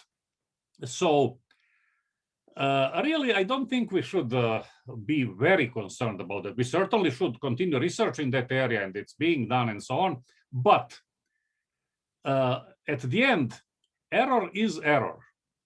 And errors do happen to humans. So what we usually see is, if you have an excellent human physician, surgeon, and he is 99% successful, 1 in 100 patients will die because he did something, he was not competent enough to make some small details in that surgery, and it happens, and we don't worry too much about that. But you know, if that surgeon had a patient who died because he did something completely crazy, for example, if instead of operating his kidney, he operated his liver, we would consider that unacceptable error. In general, the patient is dead. 1 in 100 patient is dead because of some small blood vessel that was not perfectly connected, or because an error was made, the kidney was mixed somehow with the liver. Now, from human point of sight, we think that the first error is acceptable, the second is really stupid, criminal, and so on. With artificial intelligence system, those errors are equivalent. Systems make errors sometimes, and less often than human. So the artificial system may be successful, not 99%, but 99.9. It will be successful is 999 out of 1,000. Error will be only 1 in 1,000, but then when that happens, then we are surprised that from our point of interpretation, that error can be classified as stupid error. And that is simply because such systems are very efficient because they don't use the same features.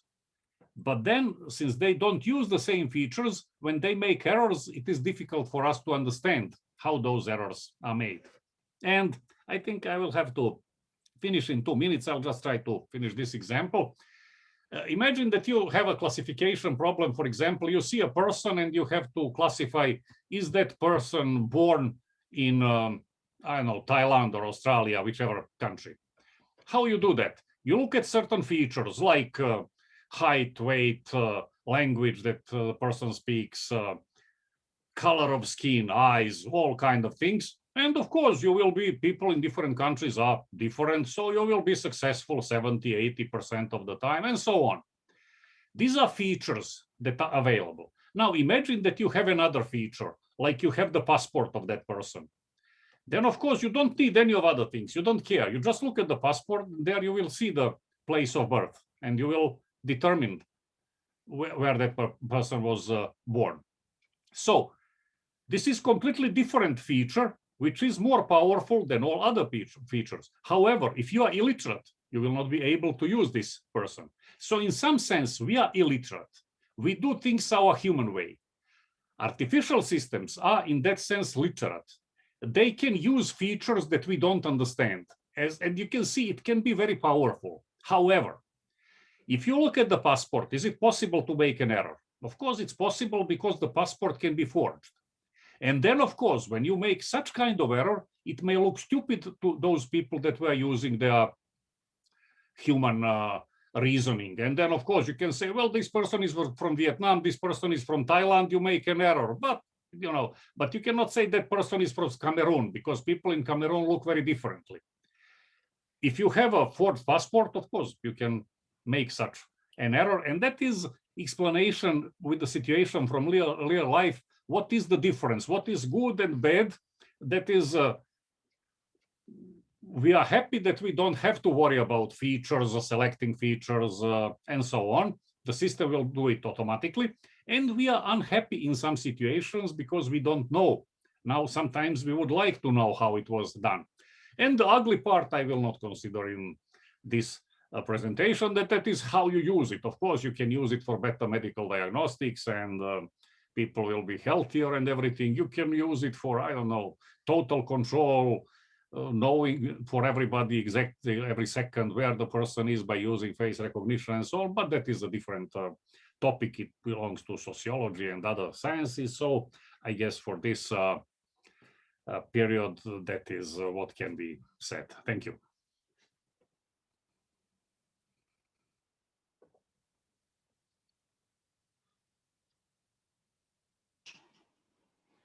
I think, thank you, Professor Juba, for your kind address to this gathering about the smart systems and the smart trends overall. Thank you very much once again. And I think we are moving ahead with the next speaker and guest. And I think we have with us now Dr. Chakchai Soen from Thailand. I have already read out the profile of Dr. Chakchai, so I will not waste much time. And I will invite Dr. Chakchai directly to his address. And just to again brief, he is associated with this SMARTCOM 2021 conference from last 4 or 5 years, and he is also one of the editors of this conference. So over to you, Dr. Chakchai. Thank you for your presence, and over to you. Yeah, thank you. I'm sorry that missing my time. No worries, no worries. Yeah, and also anyways, let me share my slides a little bit. Let's see.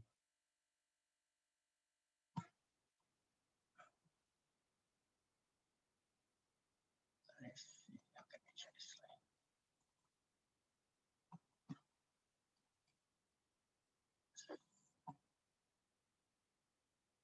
Oh, why can't I share my slide? Okay. Okay, I think all of you have seen my slide, right? Yes. You okay, can make it full screen. Doctor, you can make it full screen. The slides. Let's see. Why can't I?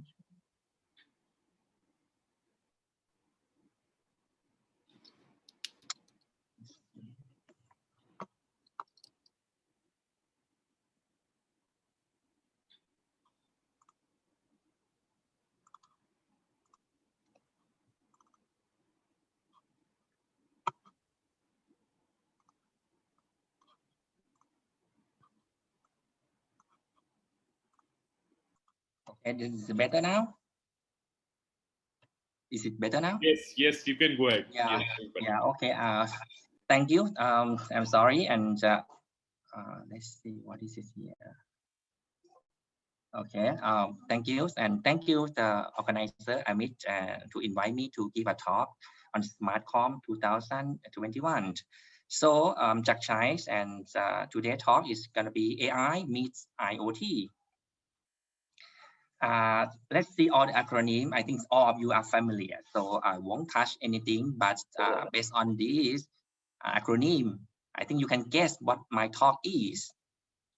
Okay, let's start from a brief look of AI. I think all of you know AI, right? So AI is just the machine try to simulate the human intelligence. So basically, we want the machine to behave like a human. So many applications on AI, classification, clustering, regression, and associations. And the three techniques that have been used so far: fuzzy logics, neural networks, and evolutionary algorithms.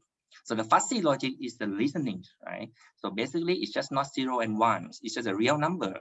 So for example, if you go to a restaurant and let's say the food is not good, you won't give a tip. But if the service is also okay, even though the food is not good, you may give a tip 50%.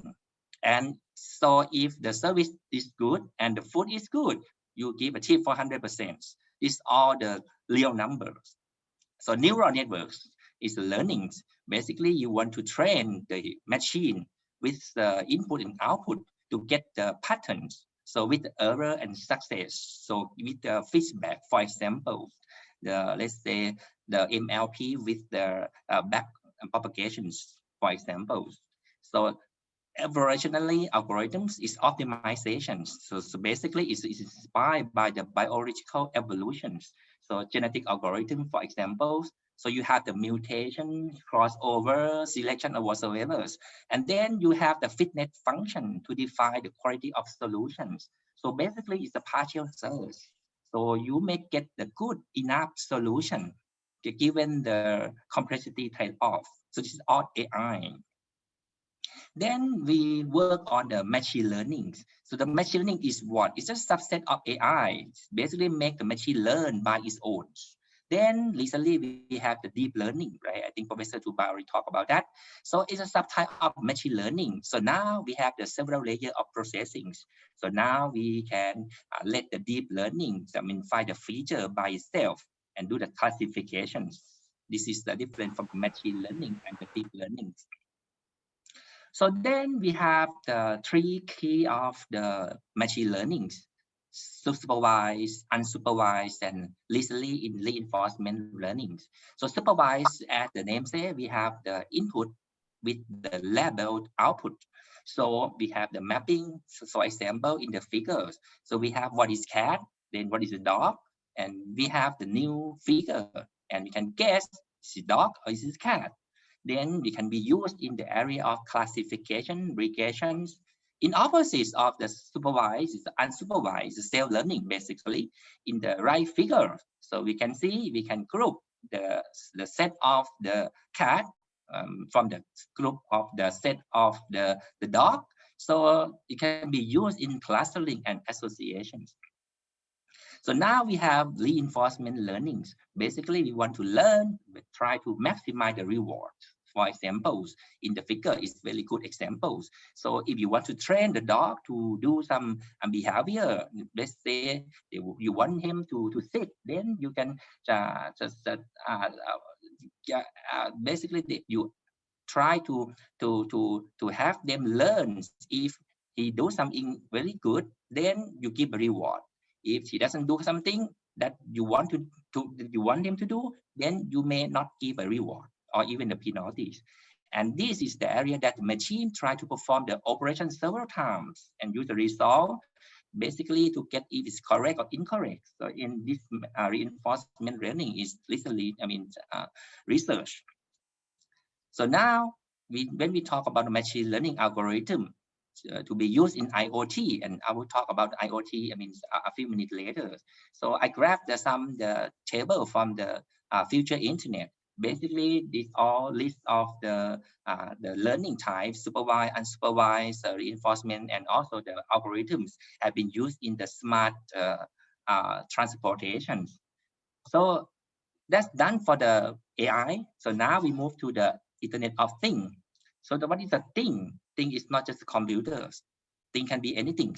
Basically, phone, watch, thermostat, car, clothing, TV, and all these have the ID. ID is basically IP address, version 6, and even the RFIDs. So now we have IoT. We connect all the things all together. So we have instruments, the device, interconnect the networks, and intelligent process computations. The old day we have, when we talk about smart, so we say that, oh, second thing, the computations. So now the smart is not just the computations. So now we need to communicate. So we need networks. So we have now the connected networks. So now we have that we can find something quickly. So in summary, the IoT, we basically have the sensor, basically the device that can sense the information all around. So we have computations, and then we have networking. Even though the IoT now is not, connected, basically, but it's a starting point to connect the networks, to connect the things to the networks, and AI will fit in. I will talk about that later. So what makes things smarter? You can see from the figures. So previously we have the watch. Watch can tell you the time, what time it is. But now the watch is not just the time. The watch can be video. We can basically call people through watch. We have the GPS function through watch. Bracelets. So previously we used the bracelet, to make it look good. But now the bracelets, even more. For example, it can basically measure the heart rate. So plug, the electricity plug or power plug. So previously it just make the device turn on and off. But now the smart plug, so we can basically set up when it will turn off, when it will turn on, or even measure the power consumption of the device. The eyeglasses, previously it can basically see the things better, but now the eyeglasses can embed with the, let's say, the camera. You can Bluetooth, or even the AR, augmented realities. This is make things smarter. So in terms of IoT products, so I think this is based on the IoT analytics, it's top 10 IoT application in 2020. You can see that I think the popular area now is the industry. So it's the smart factory, because it can reduce a lot of money. For example, it can predict things before it fails. So mobility, basically we have smart car, we have Tesla. So energy is smart grid. So if the electricity cut off, how can we make, a load balance of the electricity? Retail, cities, smart cities, healthcare. Obviously now we can measure all the signals from our health. Say, for example, we have the heart rate, so we have the blood pressure, even the COVID now, right? So how can we track the people who are linked to the COVID? So this is all the device that is making smart supply chain, smart farm, building, and etc. So for the future, for the IoT market, based on I think here is the IoT now, you can see that almost, 25 billion the device will be connected to the, internet, and it can worth 1.5 trillion for the IoT revenues. So it's still the open market. I think if somebody want to, go in, and there are a lot of startups that you can see. So when we break the AI and IoT together, so we call AIoT, it basically is a complementary concept. Basically, we want to make things smarter. So it's called intelligent things. And now we connect the intelligent things together, because there are a lot of the amount of the IoT data. And this is good for the AI analytics. So that now the IoT can learn the information all around, not just from the single device, but now they can learn from other device. The right figure I just grabbed from the Sharp. I think Sharp also have the smart device, for example, refrigerator, microwave, and the TV, air condition, all connect all together as a platform. So what is the key benefit? It's obvious, right? So when we make the thing smarter is very obvious. So the first top, the benefits is basically we apply into the smart factory. So we try to avoid the failure, basically. So before it fails, so we need to maintenance. It can increase the operational efficiency, so it can predict the operating condition and adjust the parameter, basically make the machine be in good condition and give the ideal outcomes. So third, so it can improve the product and service. Siri, Alexa, this basically is NLP, natural language processing, can speak with the machine for the better human interaction, say the chatbot, the AI chatbot, and etc. So it can also enhance the risk management. So we know the risk. So then we can basically predict the risk and see we can apply the action in response. Real-time data, because there are lots of the data that can basically get from the sensor. So we have the ability to record the data and identify the attributes, and hopefully we can make the decision in real time. Improve security, and it's very obvious that, for example, if you want to make a money withdrawal from the ATM. So now all the ATM have the internet, and also they have the, let's see, camera. They can do image processing and see and look if the behavior of the people tend to do something bad, then they can do some analytics, right? Finally, it can cut costs. And obviously, machine can run faster, so it can basically identify the high cost operation and cut down. These are the key benefits of AIoT. So it's very good example. I like this figure. So let's go for the tractor. So previously and all day we have tractor. Tractor is basically because the farmers and basically do the manual drive the tractor, right? But now we have the smart tractor. So we can see if the fuel is low. We can see we can get some information from the sensor in the tractors. And now we have the connected tractor. So the tractor can be controlled wirelessly. Let's see, from mobile phone, we can just basically embed the GPS function. So we can make a waypoint. So the tractor can go all the way that we ask them to do. Then the tractor not just do some the planter, but now the tractor embed with just many functions. So we have harvest function, tiller function. This is all the tractor. But in the future, so the tractors can basically talk.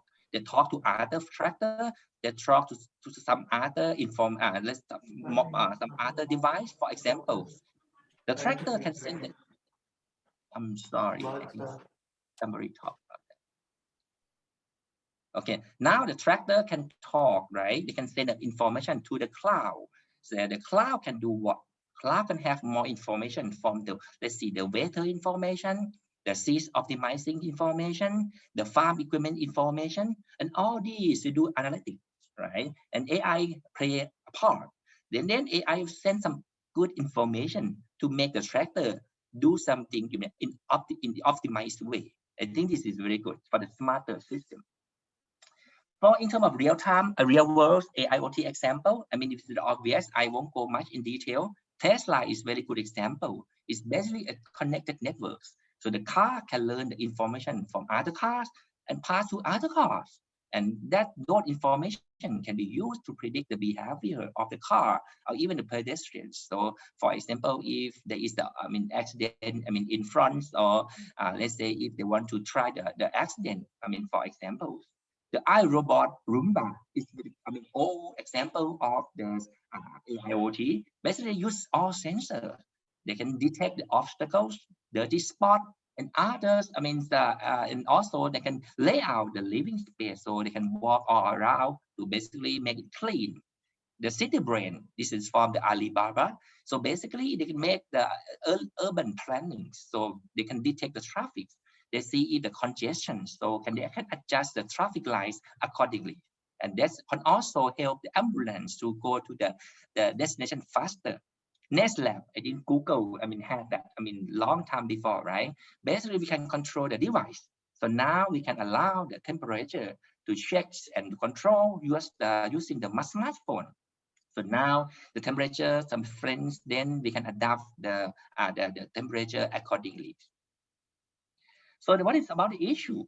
What is about the challenge of the AIoT? So the three challenges, first, even though we say that we want to connect the device, but it's not easy at that.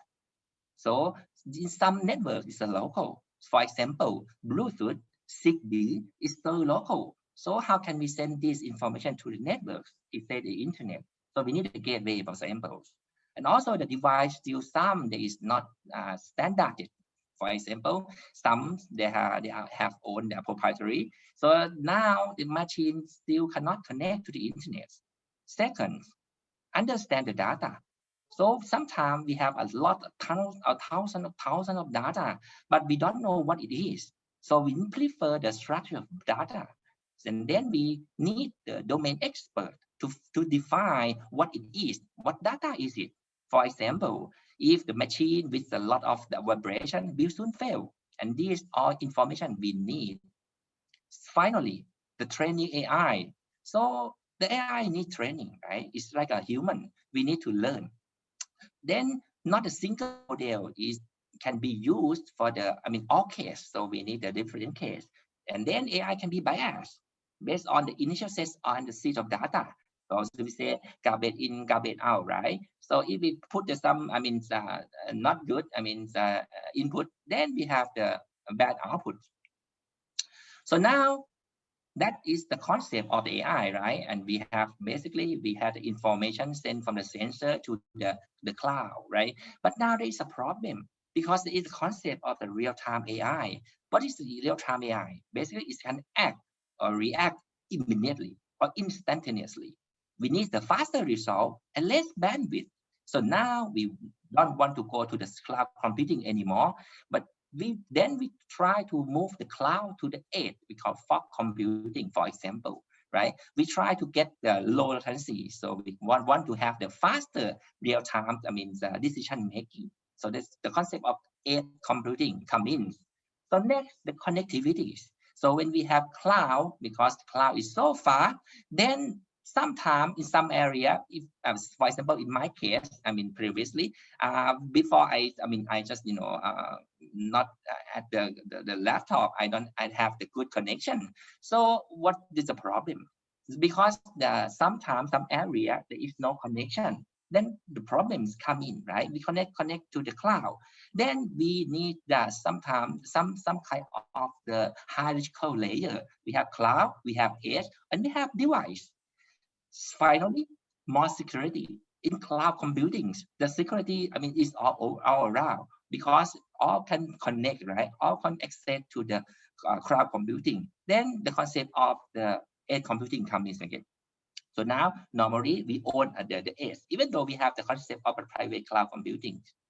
So that, done for the AIoT. People, I think the audience know, what is the AI, what is IoT, and the hybrid of the AIoT. Let's go for our research from our lab.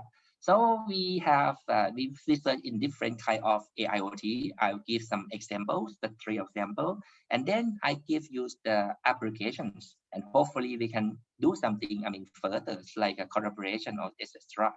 So the routing. So the AI is all over, right? And in the concept of the wireless sensor networks, and it's basically is the pioneer of the IoT. So when we have the sensor, so sensor is ton of sensor, is let's not a ton, it's 10,000 sensor. Then it's all over, right? Then all the sensor or the device or the thing has the limited the energy. So you cannot just, make the AI, the huge, lot of AI into the IoT, and then we try to save energy. And also when we have a lot of the sensor, we need to cluster, and there are in the large area, then we need a multi-hop. So what is solutions? So we publish in the JAISC, the Q1. Basically, we apply the fuzzy logics, right? We just consider the different parameters that affect the energy and the lifetime of the network. For example, the remaining energy, the density, and the delay distance, and the distance to the base station. And we compute the appropriate weights to determine the, let's say, the role of the sensor. For example, sensor can be the cluster head, the sensor can be the relay, and etc. The second research, we work on the locations. What is the problem? So since I told you that the thing is very small, the energy is very low, there is limited function. So it's not easy to embed the GPS into the sensor. So that is a key problem. So now, even though you have the sensor, then the sensor is all around, right? There are some problem with irregular topologies. Now, we cannot have enough the node or the, let's see, the satellite. If we want to find the location, we need 3 satellites, right? But now, similarly, now we don't have enough satellite. So then what we can do? So we just propose some solution in the ASOC. So we basically adopt the fuzzy logics with a centroid, and we found out that the fuzzy centroid is good for the low density node, and the extreme learning machine is the opposite. And then we hybrid these 2 models, and then we use the particle swarm optimization to basically move the estimation estimate the location to the actual location. So next, when we have a lot of things, then we have a problem of the congestion. So people, the thing keeps sending the information, right? Then in some days, sometimes there is the congest. So there is the throughput is very low. Then there is the retransmission. Then the problem is how can we adjust the retransmission timeout? So our solution, we just got access to the I3 access, right? Last month. So we basically find, the proper, retransmission timeout using the information like round trip time, right? So the one round trip time there is no retransmission, then we're good. But if there is retransmission, that means that something, happens. And then we just again, use the different parameters to fit into the fuzzy and find the way, what to do. So that is all for our research. Many more, but we just give examples, just 3. Then go for the applications. So now we build the system. This is the particulate matter PM machine. So the problem is here. So as you know that, now the pollution is all over. Even in Thailand, we have the big problems of the pollution, like PM 2.5. That's from the fog and from the smoke and etc. We don't have enough the sensor, so and we need the predictions. So what we do is here. So we build the mobile or the portable, the PM 2.5, and that can attach to the, let's see, the motorbike and even the car. So when the car and motorbike go all around, then we get the information to the internet. Then we have another set of the PM 2.5 detection. So we hoof it in the rooftop, and this is the docking. Basically, it can be supply with the battery energy from the battery. Used with the solar cell.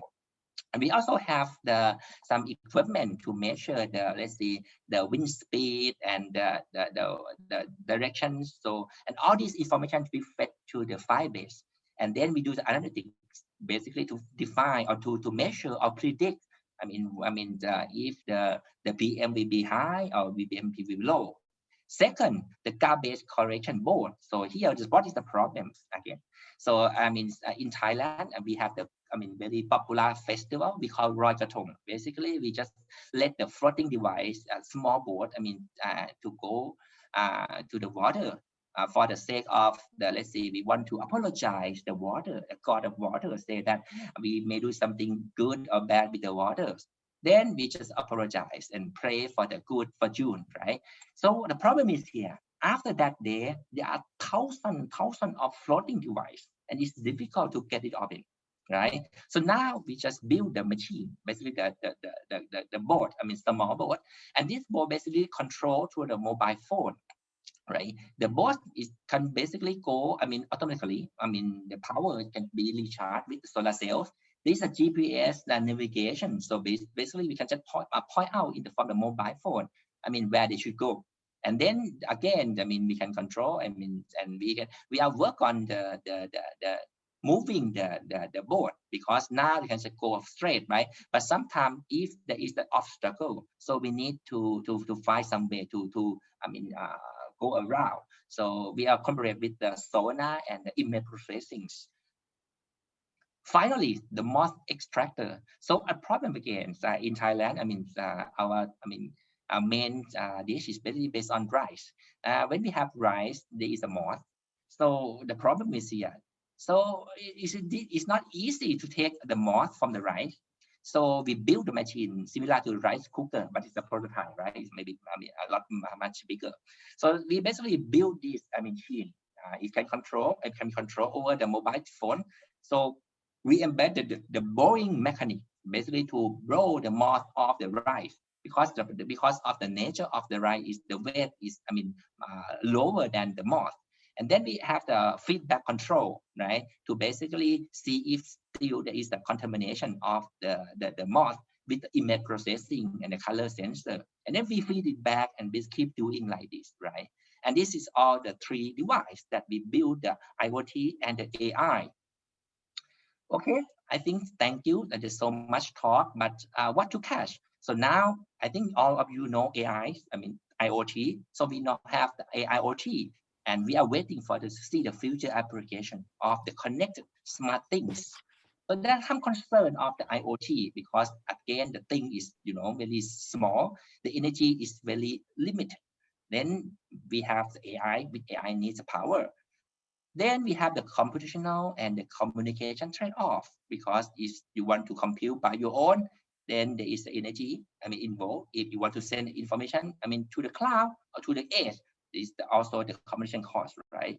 There's some issue about energy, accuracy, and latencies. And then we have hybrid model, so we can process locally at the edge or at the cloud. So now we are looking for the challenge in the futures. I think thank you is all for me, and we are from the AND Lab, the Applied Network Technology, from the Content University. It's nice to see and nice to live and nice to do the research. And welcome if you want to visit us, or welcome for any collaborations. Thank you again. It is all of the friends. Thank you, Ahmed.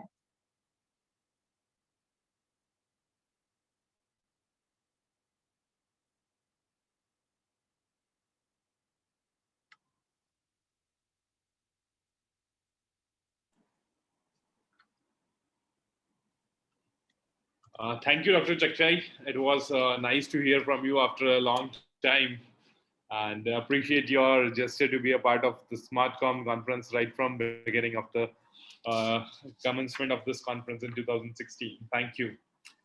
And moving ahead to our last speaker, we have with us Dr. Nilanjante, who is an associate professor in the Department of Computer Science and Engineering at JIS University, Kolkata, India. He has authored and edited more than 75 books with Springer, Elsevier, Wiley, and CRC Press, and published more than 300 peer-reviewed papers. Dr. Day is editor-in-chief of the International Journal of Ambient Computing and Intelligence, series co-editor of Springer Tracks in Nature-Inspired Computing, and series co-editor of Advances in Ubiquitous Sensing Applications for Healthcare and Elsewhere. He is also one of the most cited researchers in India, and we are proud to be associated with him since long. I invite Dr. Day for his address. Thank you, Amit. Am I audible? Yeah, you are. Okay, let me share my screen.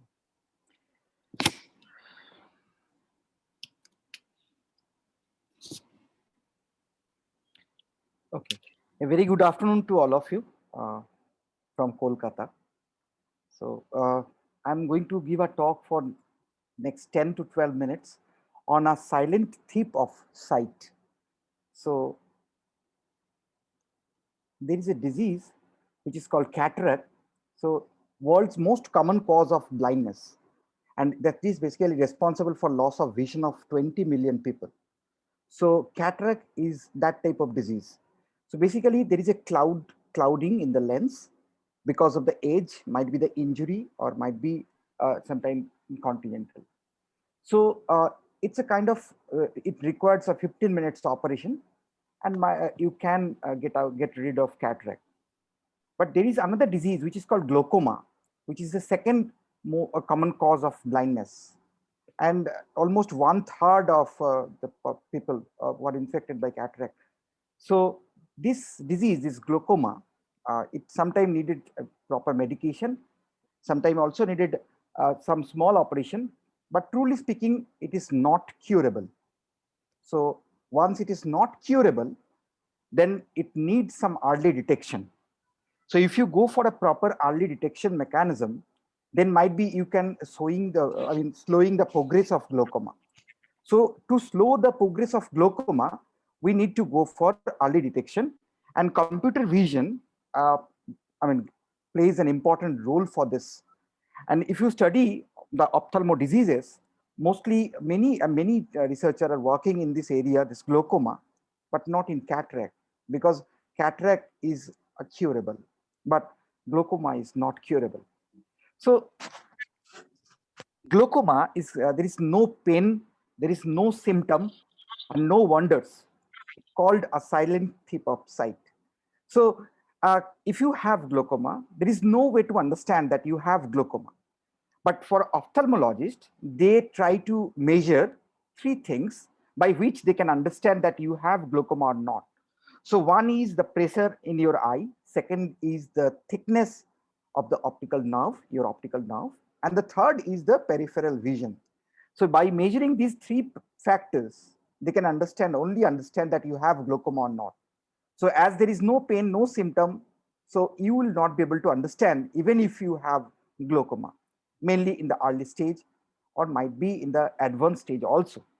So once we talk about glaucoma, there is an optical nerve which actually carries the impulse from the eye to the brain. Now, once from the retina it goes to the brain. From right eye, it goes to the left hemisphere. From left eye, it goes to the right hemisphere. So there are millions of retinal nerves fibers which are actually bundled together and exit to the brain through the optical disc, and which is actually located just backside of the eye. Now, the interesting part is there are approximately 1.2 million fibers are there in each optical nerve. So you can imagine one individual optical nerve which carries 1.2 million fibers. And all those fibers are generated or arises from a part which is called macula. And if you look into your eye, you can see there is a dark spot. That black spot is the most sensitive area of eye, which is called macula, because 90% of the fibers, they are actually arises from the macula. Now, looking into the macula, most of the optical diseases can be identified, like say impaired colored vision or say scomata. So if there is scotoma kind of diseases, so any kind of this kind of ophthalmo diseases in the very premature stage, you can identify looking at the macula. So in macula, there are dense collection of organs. So these there are 3 different parts. One is the straight going part is called the PMB. Apart from these, there are superior and inferior retinal arcs. So these arcs are there. Now, once we study the optical cup and the disc, there is in between the optical cup and disc, there is a neuroretinal rim. And this rim tells you many things about glaucoma. So there is one part which is called superior, one is called temporal, one is called nasal, and one is called the inferior. So there are 4 different measures by which you can find out the structure of the rim. Now, people who are actually somehow affected by glaucoma, or there is glaucoma damage because of the increase of pressure inside the eye or the loss of blood flow in the optical nerve. So if there is loss of blood flow, means the blood flow is less, then what happened exactly? The nerve fibers become to die. So they have started dying, and the healthy nerve are getting to converted to unhealthy. So that actually is the main cause of glaucoma. Now, once you look into the optical cup and disc, you will see optical cup in general is lesser, the radius is lesser than the optical disc. But once glaucoma is there, the optical cup is getting more closer to the disc, and the rim size getting different, the variability getting different. So looking into the rim, you can identify the what stage of the glaucoma you are having. So the optical cup to disc ratio and the orientation or the alignment of this cup and the disc, that actually tells you the degree of the progression of glaucoma, maybe the normal phase, maybe early stage, advanced stage, or very advanced stage, or if the damage is there, what type of damage, or disability is there, what type of disability. That actually you can identify looking at the optical cup and the disc radii from the centroid. So from the center point, if you study the optical cup and the disc radii, looking into this, you can classify also what type of, or what that stage or the category of the glaucoma is having. So if you look into the image processing steps or the fundus image processing, you will see most of the people, they actually work in Cartesian coordinate, but there are lots of work has been carried out where people try to do polar coordinate also, because for ophthalmo images, especially for the detection of optical cup and disc, it is very easier once we convert the whole image from Cartesian to polar. In fact, the ground truth, if you want to go for the ground truth, is also more easier to identify the ground truth, or to trace the ground truth in polar coordinate. There is a rule called ISNT rule for the glaucoma, which is given in 1988. This ISNT rule actually tells you that the inferior, this part is greater than the superior part, is greater than the nasal, and is greater than the temporal. So it's a kind of which one is greater than which part. So this rim, the distribution of this inferior nasal and the superior temporal, these all are there is this structure, this rule actually follows for the normal eye. But for glaucomatous eye, basically this rule not followed. So if there is any deviation of this rule, then we actually try to we can say that the eye might be affected by glaucoma. So there is one type of category of research which is called ODP, which is basically the optical disc pixel detection, the center point detection. If you're able to detect it properly, might be the optical cup and the disc detection is much more easier. So sometimes it might be the maximum difference, or say variance technique, or say locus filtering process gives you the OPD. There is another kind of research where we need to identify the boundary approximation. So for that, from one particular channel, mostly red channel, we used to go for the blood vessel elimination. After elimination, after some certain intermediate steps like your binarization or say boundary approximation, finally we are able to detect the boundary. There are lots of different studies are there for boundary approximation, and this is one of the example which was from 2015. Ultimately, we used to try to find out or design or develop some CAD system which can localize or segment the optical cup or the disc properly. So there are n number of segmentation which actually studied for this, and these are few of them in different colors. And the green color is the ground truth. This is for the optical disc detection, and this is for the optical cup detection. There is a change of this contour for different segmentation, maybe because of the illumination, maybe because of the contrast level, brightness, etc. So for this color, the lightning condition, different lighting condition, these different algorithms gives different results. But the interesting thing is the optical cup and the disc detection, for both cases, the segmentation, you can use the same type of segmentation only by tuning some certain parameters. You can go for detection of cup and as well as for the disc. Ultimately, once you come up with a proper strategy, once you're able to find out one particular segmentation, you go for segmenting the optical cup and the disc. And if you have a proper ground truth, then you can compare like one standard database is RIM1 database. There are lots of other databases also. So if you compare these two, true positive, false negative, true negative, ultimately you can get the variability. And once you're able to study the variability, you can also compute the precision of merit or the figure of merit to find out how much it is diversified, or say distortion level you can identify. So based on that, you can able to identify that how many numbers of cases are there where the automated system is failed to detect properly the optical cup and disc where human intervention might needed, which actually makes the whole system, there is some glitch in the system because of this misclassification or misproperly segmentation. So that's why you need to go for reduction of false positive. Because of this lightning condition, many of the cases, once it's acquire the images, it might happen because of the luminosity, or say uneven illumination, or say might be the brightness or contrast level. The disc or the cup which is detected is not the proper one. So that time, what you need, you have to go for some semi-automated system where you can put some draggable pointers. If you freeze those points into a proper place, the doctor is able to go for this. If they put the human intervention can be there, the experience and expertise, if they wants to incorporate into the system will be more robust. So sometimes you needs to go for semi-automated system, which is one kind of some sort of say post-processing thing. It's if you have some automated result, you go for fine-tuning, and once you go for fine-tuning, you get more accurate result. So that actually improves the overall efficacy or the robustness of the system. Ultimately, once you go for some HTC scanner, you will scan the images, then you go for some image processing things.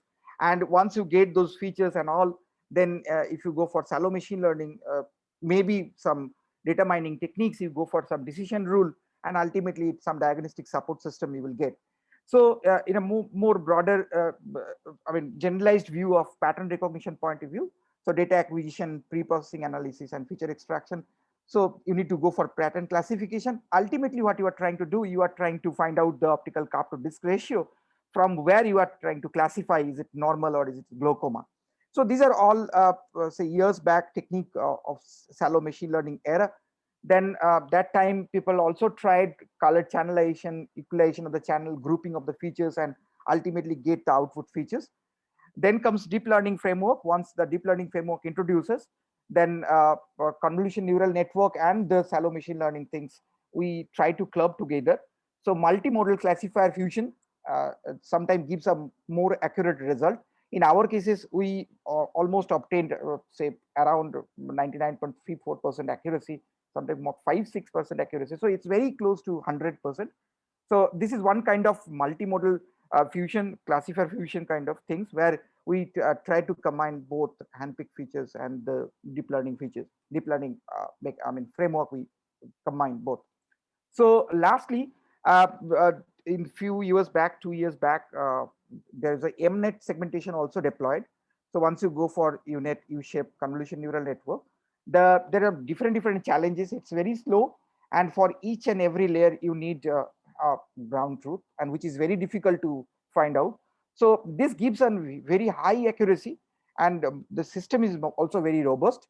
So multi-level mapping and the inverse polarization, they used to go for this advanced technique. But the issue is the time factor, and the second thing is the ground truth, the requirement of the ground truth for individual once it is go for the upsampling or the downsampling. So lastly, in M Health, many people are now using various types of mobile apps for scanning the retina. And automatically it will tell you to find out the optical cup and the disc, and it will tell you you have glaucoma or not. So as it is a silent killer, we should have some something with portable device with us, so that it can easily identifiable. So we need an efficient, accurate, low cost devices, CAD system, less time consuming devices. But there are lots of challenges. One challenge is the imbalanced data. Second challenge is the nature of the data, which particular region you are studying. The quality of the data, because of the, as I said, the lightning condition is a major factor. Then the benchmarking data, because always there is a chance of human biasness. So might be multiple doctors hand trace you need to come up with, so that you can get a mean ground truth, which you actually will compare, and you compute the precision of merit or figure of merit. So for these, there are different challenges, but still there is a high demand of this, as the number is not less. It's 6 million people there each year somehow go for this, pass through this particular disease. Thank you very much. So thanks, Amit.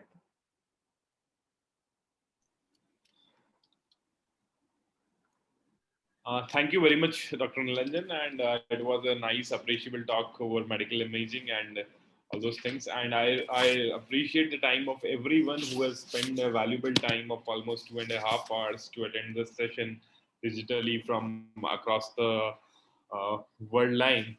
And much appreciate the efforts by authors who have contributed their papers to this inaugural session and the conference SmartCom 2021.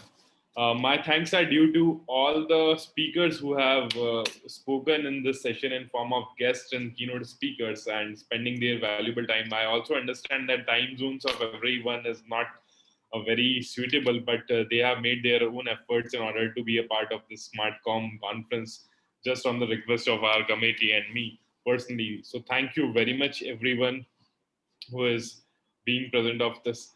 Further to state you that the technical sessions for SmartCom 21 will be held in 2 days. So today there will be 4 sessions, 1A, 1B, which will be in parallel, and then 2A, 2B, which will be in parallel. So the timings are from 2:30 p.m. and the next one is from 4:45 p.m. The all timing I'm speaking is in BST. So please join us for those sessions. And again, session number 3A, 3B, 4A, 4B, and 5A, 5B, that is scheduled tomorrow. And every technical session would have 6 to 7 presenters. And I think a total of 70 papers would be presented in these 2 days. Try to interact with as many people as you can and try to use breakout rooms. During the technical sessions, we'll be creating the breakout rooms. If you are not presenting and if you want to be interacting with any other person, just directly you can write to me on my mail ID, amit@gr.foundation. I'll be happy to connect you to the right person you are looking for. Until that time, please take good care of yourself, because again, there in many of the countries, the second wave of COVID is increasing, and there is a lot of health risks and protocols issues across the world. So please take good care of yourself. And thank you very much for trusting the organization and being a part of this SmartCom 2021. So before I close this session, just I think everyone can open up their camera so that our team can click some of the good pictures, because it is not physical, so we can't have them directly, but in this form, definitely we can have. So as many of as you can, please just click on your cameras so that we are able to see you. And I am putting my email ID in the chat box to everyone. So if you have any queries or anything or any issues, please directly you can write to me, as well as the support team. Will be happy to assist you in the best way possible. I think we will hold it for 30 more seconds and then we will close the meeting. So once again, thank you to Dr. Chakchai, Mr. Anando Bose, Dr. Dharam Singh, Dr. Mike Hinchey, Dr. Milan Tuba, Dr. Nilanjante, Dr. Casey Santosh for being here for this inaugural session. And we really appreciate your participation in this conference. And we look forward to your support and contributions in our next and future initiatives as well. Thank you very much. I think we are done with the snaps. So have a very nice day, whatever is left down at your own place. And I understand that we cannot be on blackjack tables in the breaks, but definitely we can interact with some or the other people to increase our research capability and research associations. So with these words, thank you very much to wherever you are. Once again, good morning, good afternoon, and good evening. Thank you. Thank you. Thank you. So I think in next 5-10 minutes, this session we will be closing. So till next 10 minutes, it is open and you can use the chat box to discuss whatever you want with anyone. So it is open right now. So next 10 minutes, we'll be closing that. And I look forward to see you for the next session at 2:30 p.m. Right? Thank you. Thank you.